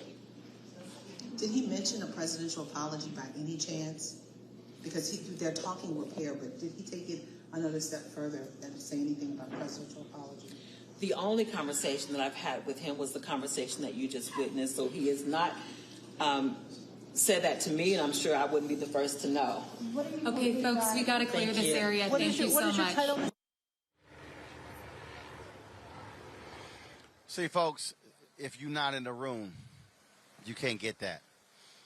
If we're not on the ground, we couldn't have got all this stuff. This is why we ask you to support us in what we do. A lot of y'all might just understand. I'm gonna go ahead and show this here. It takes a whole lot for us to do what we do. That's why, in terms of us being here, in terms of us broadcasting, and so Zim, you should be able to take this shot here. This, of course, is our whole setup here. This is our whole setup here. Being here, all of our camera gear and everything along those lines. As we hear, broadcasting, we're right across the street again from the Cultural Center, and then where we are right here. This is Vernon AME, and so we certainly appreciate the church security allowance to be able to hear. You can switch back to the other shot. And so, folks, this is how we are able to do what we do. Your donations make it possible for us to do so. We want you to please join our Bring the Funk fan club. It makes it possible. And that's why we're here. We're not just going to be here in Greenwood. We're going to be in other cities as well, telling our story. So you can support us, of course, by going to our Cash App, $RM Unfiltered. Venmo.com is /RM Unfiltered. PayPal.me/R Martin Unfiltered. Zelle is Roland at RolandSMartin.com. We want you to please support us, what we do. We're about covering our stories, being on the ground, being here. I told you the nation's first black newspaper, Freedom's Journal, said we wish to plead our own cause. Too long have others spoken for us, and that's the case. And here's the deal, Angela Hill. You running your mouth on YouTube. If you don't want to support the show, that's fine. But guess what? You sure are watching it for free. See, that's what happens, how some folk operate. But see, we are doing the work that other people are just running their mouths talking about. And so I certainly appreciate Janae. We'll continue to donate. Angela Sanchez, I appreciate it as well. Folks, y'all can go to, of course, again, all the platforms. We're going to end the show with this. My frat brother, Reverend Dr. William J. Barber. Uncle Red, what did he do? Uncle Red, he asked Reverend Barber to sing Ain't Gonna Let Nobody Turn Us Around. And so we're going to end the show with this. Y'all can actually check it out. I'll see y'all tomorrow. I'm back in D.C. I'm coming home. I'll see you tomorrow. Holla. Take it away, Reverend Barber. Turn me around. I'm gonna keep on walking, keep on talking, walking up the freedom way. Ain't gonna let no racism turn me around. Oh, turn me around. Oh, turn me around. Ain't gonna let no racism turn me around. I'm gonna keep on